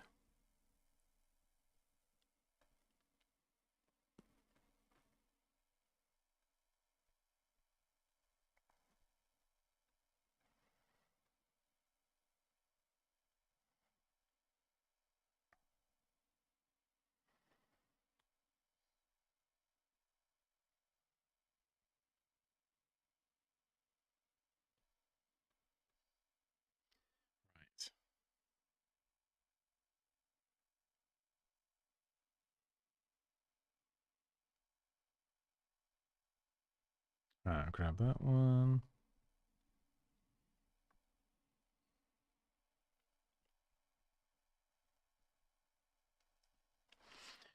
That one.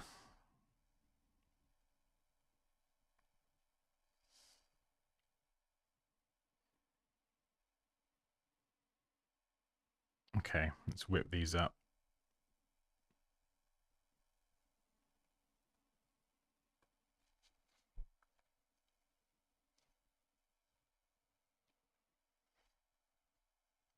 Cool.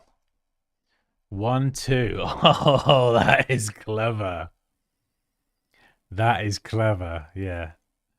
This person knows what they're doing.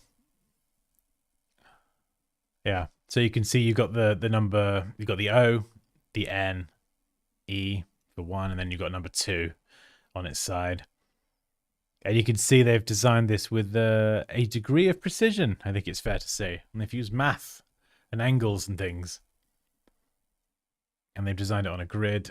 And I think designing in this way, and obviously, you know, as I've said before, using the right tools, actually by changing your process and using something more like this, you actually end up getting a better product at the end. Especially like guides or a grid, because it just means that you're more likely to have things lined up. Your spacing will be consistent more because you've got like you've got a reference.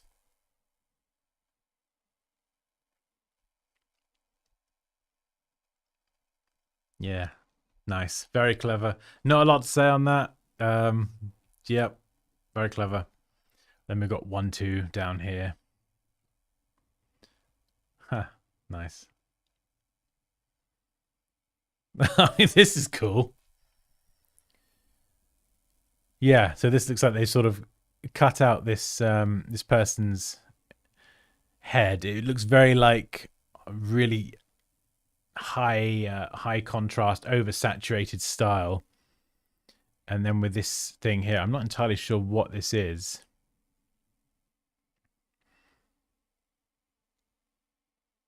Something that somebody looks through.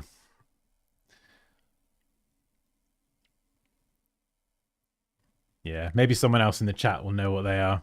But then you've got these kind of, you know, kind of exclamation accents, I guess you could say, just coming out the side. Nice grainy texture in the background. The colors all kind of marinate really nicely together as well. Very sort of red, orangey, yellow, and then you got the black and white of this object that helps it stand out. Yeah, that's really cool. I mean, I obviously, oh, what is it? India forges tools empowering citizens to speak with AI. Okay. Interesting. Christian Soto, hey, that's my design. Yes, thank you for submitting it. Really interesting. If you have any more context for what this is and where it will be used or displayed, you know, feel free to share it. It'd be interesting to know.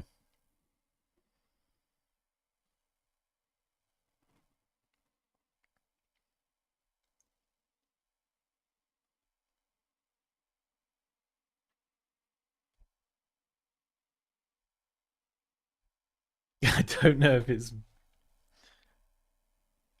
it's me that the more I look at it, the more evil it gets. I'm not getting that yet. I think because there's no eyes, it's probably quite unnerving, I can imagine. The only thing I would kind of really comment on is the beard hair. Down the bottom, you've got a lot of black here. Use Photoshop's select a mask. Obviously, I can't do it here because it's not a layered file, but you can use that. And then at the top of that window, there's a refine hair option. Or what you can do is, if you do have a stylus, tablet, pen display, whatever, this is how I'd probably do it. Grab a small feathered brush, hardness probably 0, maybe a little bit higher. Nice low flow. Cut out the black and even chop into the hairs a bit. And then what I would do, you got to find the right sort of balance. So just play around a little bit. Maybe a bit lighter. I want to try and match the hairs. So I'm going to redraw some hair. So even if you chop into the hair a bit too much to get rid of the black, you can then brush in. You see what I'm doing? Brush in new hairs like this Takes a little while. Can be quite therapeutic.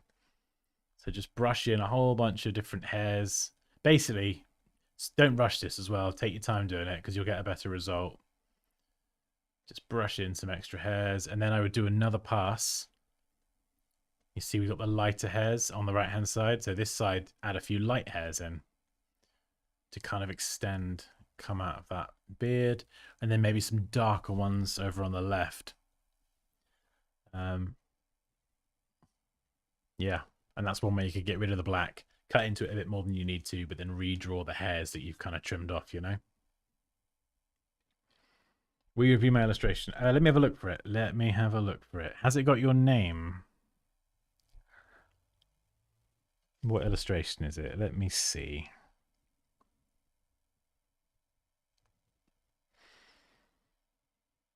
I tell you what, if you describe your design, I'll then be able to find it a lot quicker.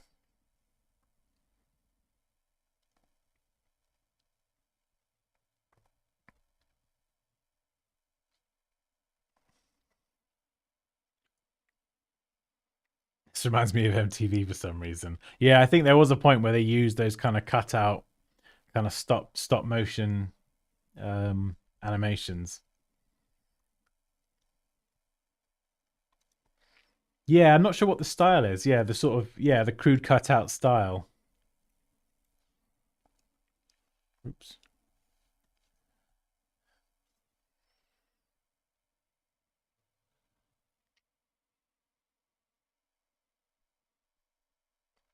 Pharaoh says, my 2 cents would be to add something more to the background than just a solid color, like maybe a spiral or a split color or something else. Right now, everything is very retina burning orange to me. Okay, something to mix it up in the background as well then. I suppose you could embellish it a bit more and take these accents and then kind of have more of those in the background, or like a starburst. It doesn't have to be like a really pronounced starburst. It could be very, very subtle. So, you know, little side tangent here. If you want to make a starburst in Illustrator, grab the polar grid tool, click and drag, use the arrow keys to adjust the amount of concentric or radial dividers. And there you go, you've got a starburst.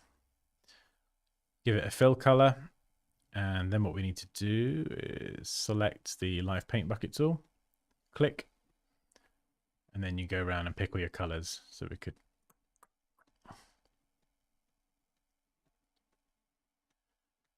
oh, and I've buggered up the number.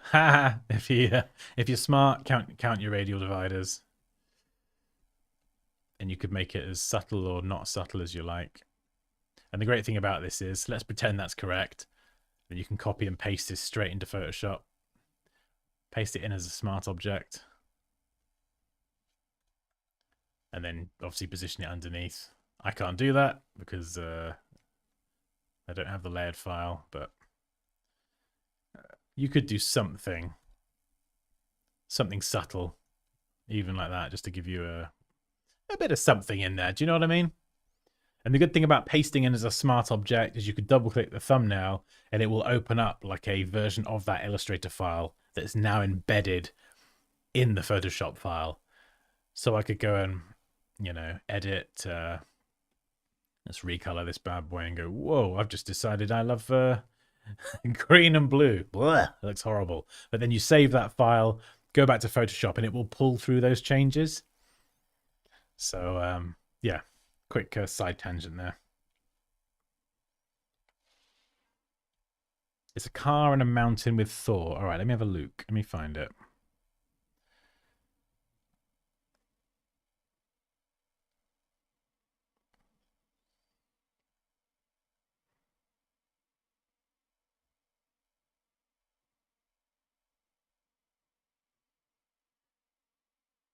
Is it a Ferrari? Is it this one?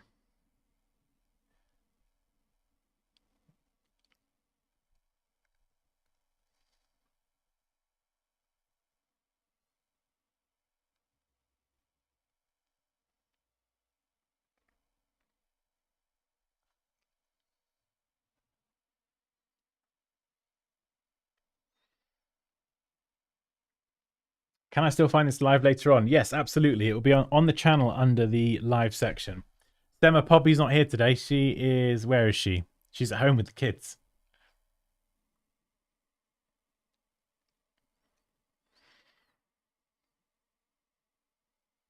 Does a smart object have to be only vector shapes to open in Illustrator? Or do use smart objects for work, but the open as a second tab in Photoshop? Oh, there she is. She's lurking in the chat. Poppy, you lurker. Hey. No, you can use non-vector graphics in an Illustrator file. But when you copy and paste into Photoshop and you paste it in as a smart object, it's actually almost like it's pasting that Illustrator file into Photoshop, and that becomes saved with the Photoshop file. So even if you were to delete the original Illustrator file, as long as you've got it as a smart object in Photoshop, you can double click it and then it will open this kind of Illustrator file that's actually packaged in the PSD. Does that make sense? I text you to say I'm at the shop to get chicken. Let me have a look. Hang on.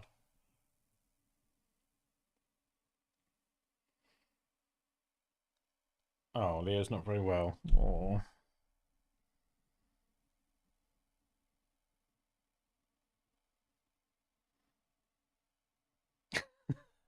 Yes, grab a nice big chicken, Poppy. That's become our staple now, chicken and potatoes. You want anything else? God, this stream's turned into like a real personal conversation, hasn't it? Do I want anything else? Some carrots? Hang on. Right, sorry. Stop the stream, guys. We need to chat through dinner plans publicly. I'll just write my shopping list out. Carrots. We definitely need more peas. Loads of peas. Loads of peas. I can't type. I think we've got some parsnips at home. Yeah. Anything else, guys? Anything else that you would recommend for the roast dinner? How are you making a roast? Okay, Moosh, anything else that you would add? Oranges.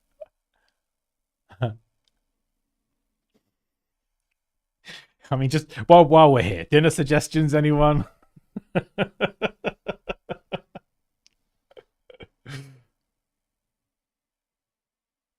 Battenberg. Nice, Ben. Here, Poppy, get me some Battenberg. Okay.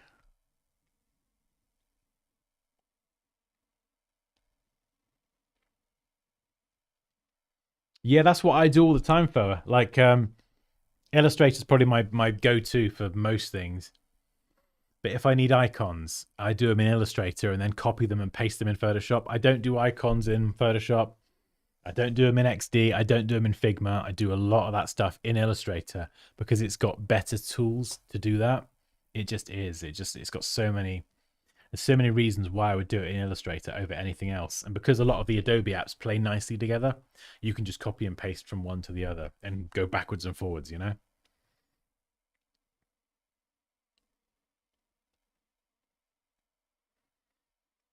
Sorry everyone. Everyone's asking me to check their design. I'm only one guy.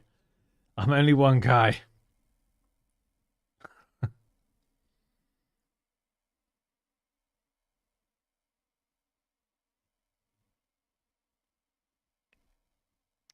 Was there another one I had up? Yes. Okay. This one. Deckard. Hey, there we go. This is yours. Savory Bite each, the best taste in town. Oh, that chicken looks amazing. Poppy, I changed my mind. Poppy, can I have this for dinner, please? That chicken looks mouth-wateringly magnificent. So, image choice, absolute thumbs up. Yeah, that is that is delicious. God, I'm so hungry now. And actually, the chicken, let's be honest, the chicken does most of the work here. The chicken is really like, when you have like a design like this that's relatively simple in terms of its information, These types of designs excel the most when you've got a really, really good image. And this one's got a mouth-wateringly good image, but it's also got that depth of field. So the chilies and things in the background are blurred out. The chicken is nice and crisp in focus. Looks very crispy, actually. Oh, are they sesame seeds as well? Oh, that is delicious. I'm liking the green as well. This type of vibrant green isn't the kind of thing you would typically see on something food related, but I kind of like it. How does everyone else feel about the green, or is that just me? I'll catch you later, Poppy. Like literally, we'll see you later.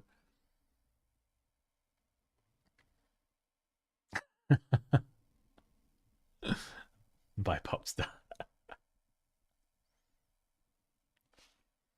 Yeah, I mean, this green reminds me of like Razer, you know, the laptop brand. I have a feeling this kind of green you wouldn't be able to replicate in CMYK. It's so punchy. Let me just switch this to CMYK. Don't flatten. What's going to happen is the green is going to dull down a bit because I think this is too punchy to print in CMYK. So if you're designing posters and things, you can design it in RGB because nowadays sometimes things are used digitally and in print, but just know that, oh my goodness, how many pop-ups? Just do the thing. There you go. So you see the color shift there. If I undo and redo, punchy, dulled down. That's because in print you just can't reproduce those punchy, bright, crazy neon greens. At least not with CMYK. So switching to CMYK mode gives you a more accurate representation of how it's going to look. In terms of the design, I would have a bit of a gap here. Hang on. Let's get me marking pen. Yeah, so I would kind of break these two apart. Sorry guys, we're gonna have to break you up. Just a bit more breathing space. I don't know how I feel about the texture in the background. Because there's like this, can you see that? There's this sort of brushed cutaway design, and then you got like a pattern in the background. Which I think looks kind of cool. But also, there is part of me that just wonders how it would look without the pattern. And just having, I'm presuming the rest of the image just blurs out into the background. And just imagine having the image extend full height, because the pattern is so subtle and that cutout is so subtle, it's actually quite hard to see where it starts and ends. Do you know what I mean? It kind of blends into the image a bit too much. So you could leave it on there as a creative preference if you wanted, but I would be tempted to make the image of the chicken, as long as this is kind of, the background's relatively plain and not too busy, I'd just go full height with that. Maybe even full height on top and bottom. And then what you can do, this is a trick that I use quite a lot, is let's say I want the text to stand out more. I'll throw on a levels adjustment layer, darken it down. And then let's just say I've got some text down here. You see I can just brush around it, brush it down. There we go, darken, darken. Play around with that until I get something I'm happy with. And then when I kind of position that white text over there, it stands out a lot more. So you see there, the text kind of gets a bit lost against the wood. If I turn this on and then just gradually bring the opacity down, even to like 40%. If I turn it off and back on, you can see it makes a difference. And to someone who's never seen it before, they probably wouldn't notice that you've darkened that part of the image, but they will appreciate the fact the text is more legible, and it just helps it kind of stand off from the background a bit. So that's what I would probably do, is because that seems like such a good image. I would make it full width personally. Text at the top. I'm not sure if that is their set logo or if that's like a font that you've chosen. I don't know. I think the font for me is just a bit too much. particularly around this bit, it just feels... It's like a very sort of, brush script font. And it just feels a bit crazy, this bit around here. Especially the S, it feels quite packed together, just a bit too crazy. Yeah, I think some words work better than others. I don't know if you've reduced the tracking to bring all the characters closer. Yeah. I don't know. I'm not sure. I mean, now that we're looking at it, there is part of me that can't help but wonder if we switched out the green for a yellow or something like that. Yellow and red obviously being very food-related colors, very eye-catching anyway. Yeah, I can't help but wonder what like a yellowy orange would do for this. Just because it would make it more eye-catching, but obviously yellows and reds and that kind of warmer colors tend to be anyway, typically more sort of food related.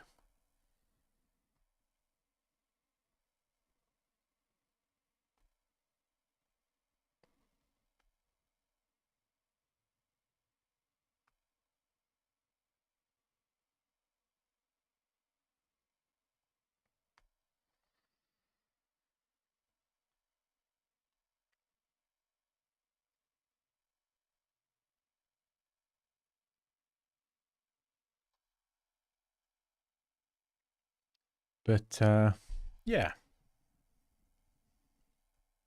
I'll probably highlight the text 15% off and make that a bit bolder as well. And yeah, I think text information down the bottom. Personally, if you are going to have the image run top and bottom to the edge, I would get rid of the green on the bottom. It's just an extra bit of color pulling the eye away from this. This is the buy one, get one 15% off. That's the offer. That's where we want people to be looking. You could even make that text bigger. That's the big selling point here. And I think that deserves more prominence. So if we're going to make that more prominent and we want it to stand out with color, we don't want more color around the edge kind of pulling the eye away from that focal point.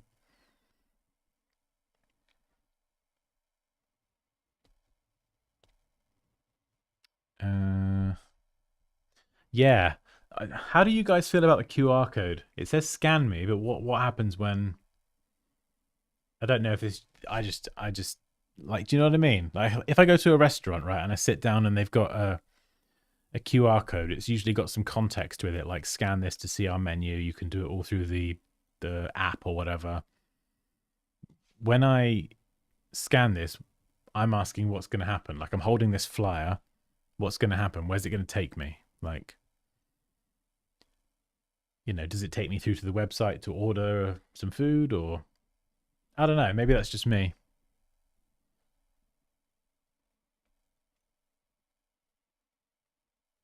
Okay, Fura says, I don't mind the pattern, but the jagged edge feels a bit unnecessary. Ashia says, the best taste in the town should be bold, maybe.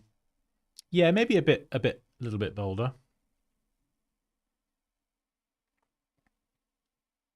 Yeah, I'm not 100% sure on that font as well for the subtitle. Deckard, thanks for the ideas, guys. Hopefully this is helpful anyway. This is an interesting one.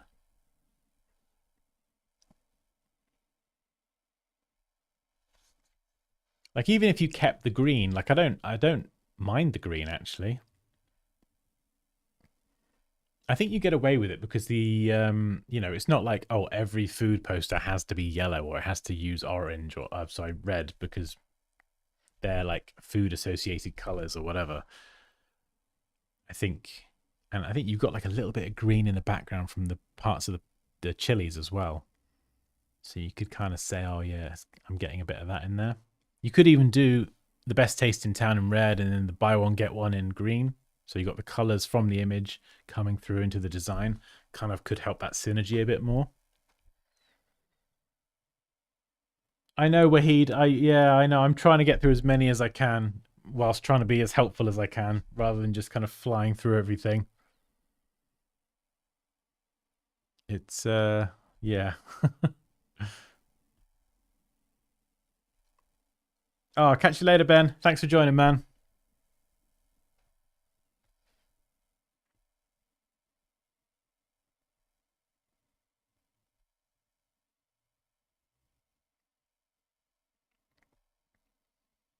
Have you ever heard of the children's hospital meme? I don't think so, no.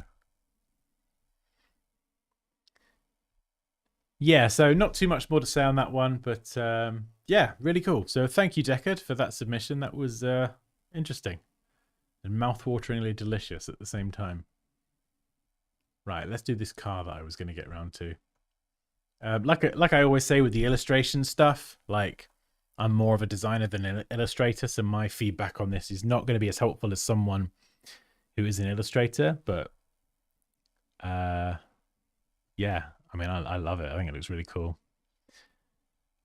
I love illustrations that use solid colors and then use kind of shades of those colors to add, and shades and tints to add highlights and shadows.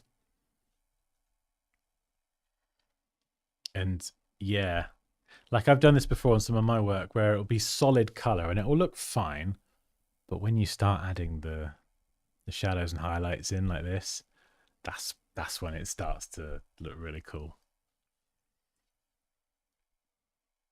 And if in doubt where to put those shadows and highlights, if you were kind of doing this illustration from something like a photo of a Ferrari, for example, just look at the photo and see where the shadows are, or a similar car and just see where the shadows and the highlights go on that one. And that will be like a good indication of where they would need to go.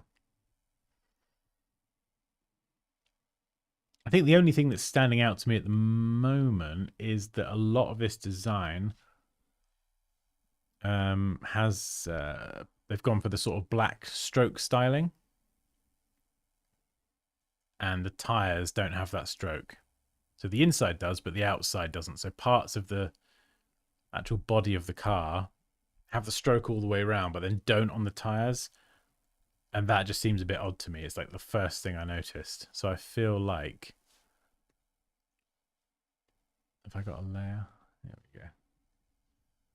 I just need to add those on.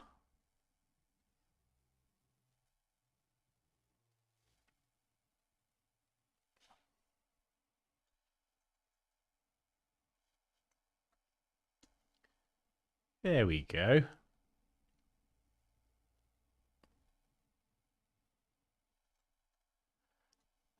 There. But yeah, apart from that, it looks really, really cool. Great illustration. There's some nice curves in there as well, particularly kind of around the some of the bodywork and some of the shadows. Real smooth. Nice. Right, we'll do one more. In fact, let's do this one. Let's do this one. We'll do this before I go, because it's been like over 2 hours and I got chicken cooking at home now. Ha! So.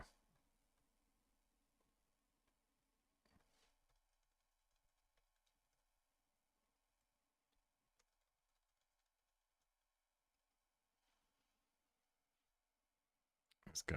1 or 2. Let's see what you guys think. The top one is kind of where we landed yesterday at the end of the second stream, and then the bottom one is just one I've been playing around with, using the width tool to adjust the width of certain parts of the stroke.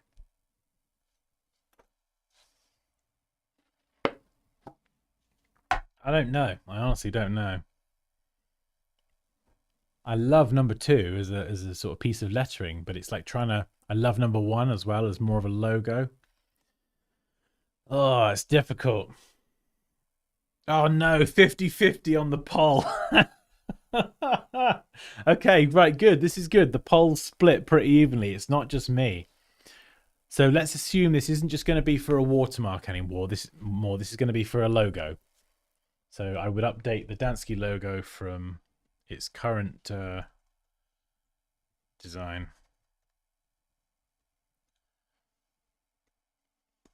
and it would change to one of these presumably. So that is the current logo. And yes, it is a font. It's a font that I made. So that is the logo, more or less. The S is a bit different, but that's what will be changing.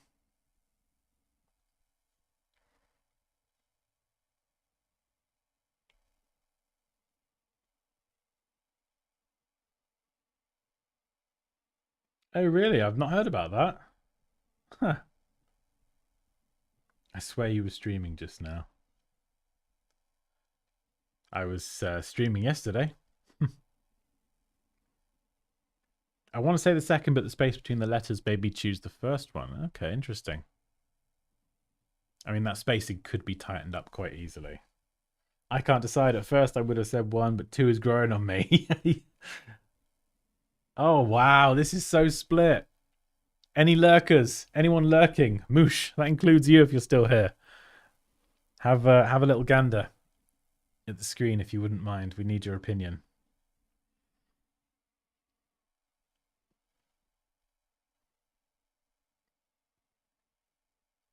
I think we're done with submissions for today. I've got to go in a minute. I've been streaming for over 2 hours now, but yeah, we'll do this again. This was fun. Okay, Sarah says 1, Rick says 2, Kwan says 2, Scott says 2 makes a great watermark. Deckard, I go with 2.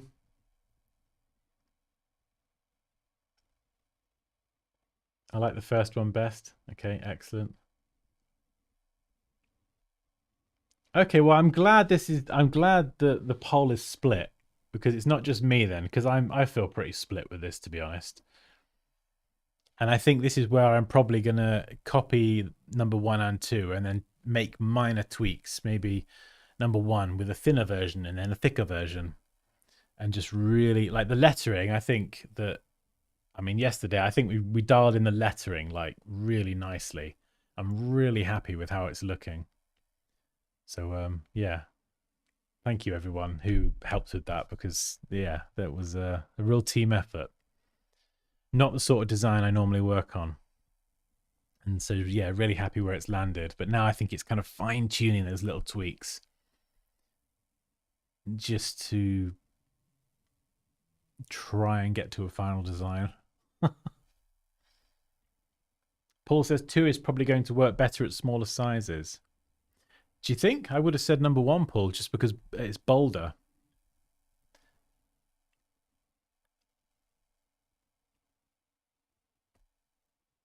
Nice sack.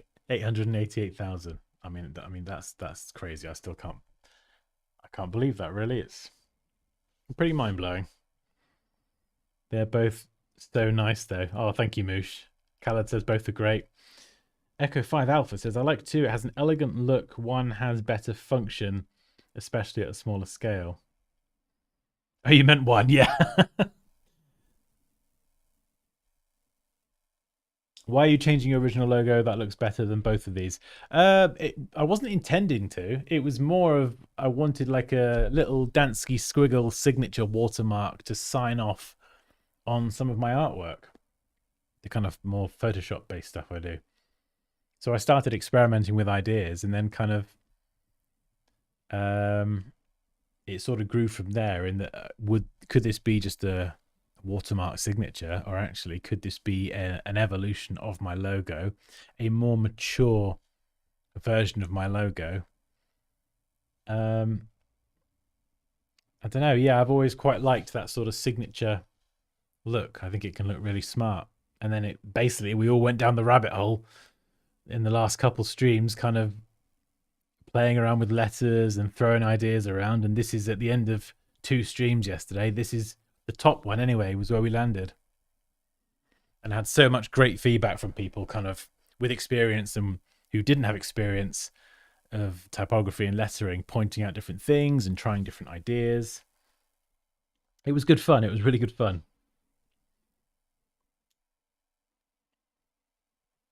Khaled says 1 for legibility. Much better than the Dashi version. More precise, more you. Yeah, the Dashi one at the beginning. I don't even like that anymore. Like for If anyone wants to know what I'm talking about, this was the first iteration. You see there? And after day one of doing that, I was like, yeah, this looks cool. And then when I looked at it the next morning, it was like, no, I don't like it. I don't like it. We need a different font. We're going to start from a different font. And this is, I mean, as you probably just saw then, has been a pretty big evolution going through 100 million versions. My brain reads Dansky. No, no. That's what I learned with this type of logo. So many people read this differently. Like it's always going to be interpreted. This type of lettering is always going to be interpreted differently by the people, I think. There's definitely some work we did. Like obviously you just saw Dansky. So it's definitely come a long way, and there's been a lot of emphasis that me and everyone in those streams put on making sure it was legible, but kind of had like a nice flow to it as well. But typically you wouldn't ever just see the logo on its own like this. You know, you'd see it on Dansky.com, or maybe it would end up on a t-shirt or a hoodie that someone wouldn't accidentally order by mistake. So there's always going to be some Dansky context for the logo. Do you know what I mean? Like if you see it on my channel page, it's because you're on the Dansky channel and you've got the name of the channel right underneath.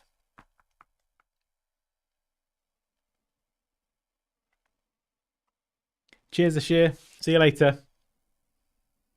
When I was a kid, I was often curious how my grown-up handwriting would look like, because I found that all adults wrote so weird.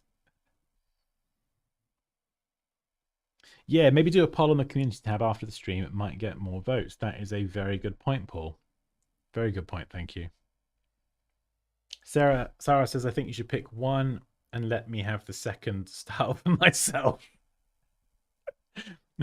Well, you going to change your name, are you? Change your name to Dansky.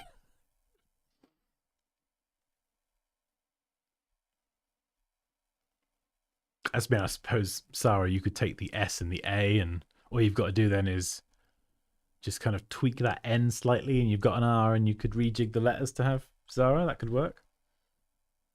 If you use it as a signature, the second one will look more realistic. Yeah.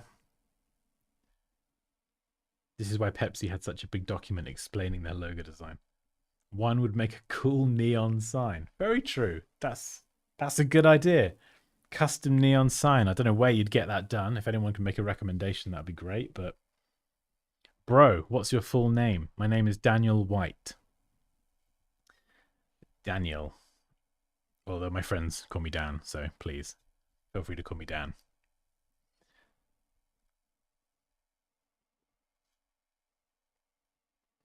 Okay, 60-40. So, you know, we've got 50 votes. Number one's pulled ahead slightly. I'll do a poll on the channel later, and I might, if I can bear to log on, I'll do one on Twitter or X or whatever the heck it's called these days. I'll do one on there as well, get a few more opinions. Nice. Interesting. Thank you, everyone. That was fun. Oh, right. I'm going to go and find potatoes and chicken at home now, because I should probably go and see my kids as well. I think that would be nice. I think they'd appreciate that, wouldn't they? Segue. Yes, James. Very good. Whew.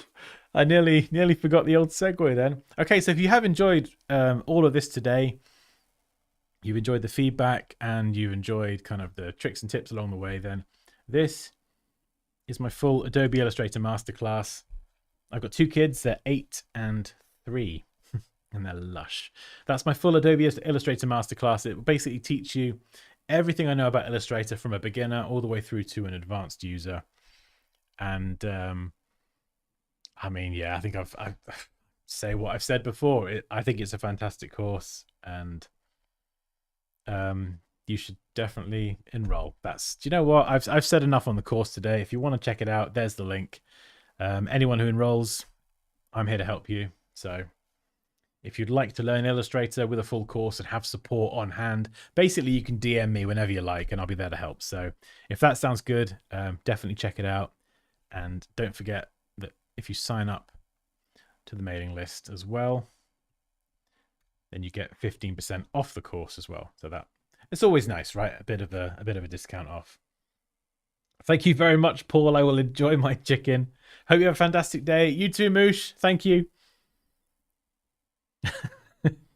Chicken. Always a pleasure, Dan. Thank you, Christian.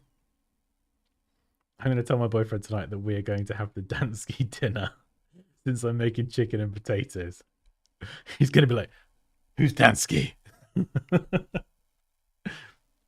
Amazing. Thank you so much, guys. It's been an absolute pleasure. Have a fantastic day. You too, Alok. You have a great day. Cheers, James. And yeah, I will see you later in the week. Catch you later. Bye. Got the outro now.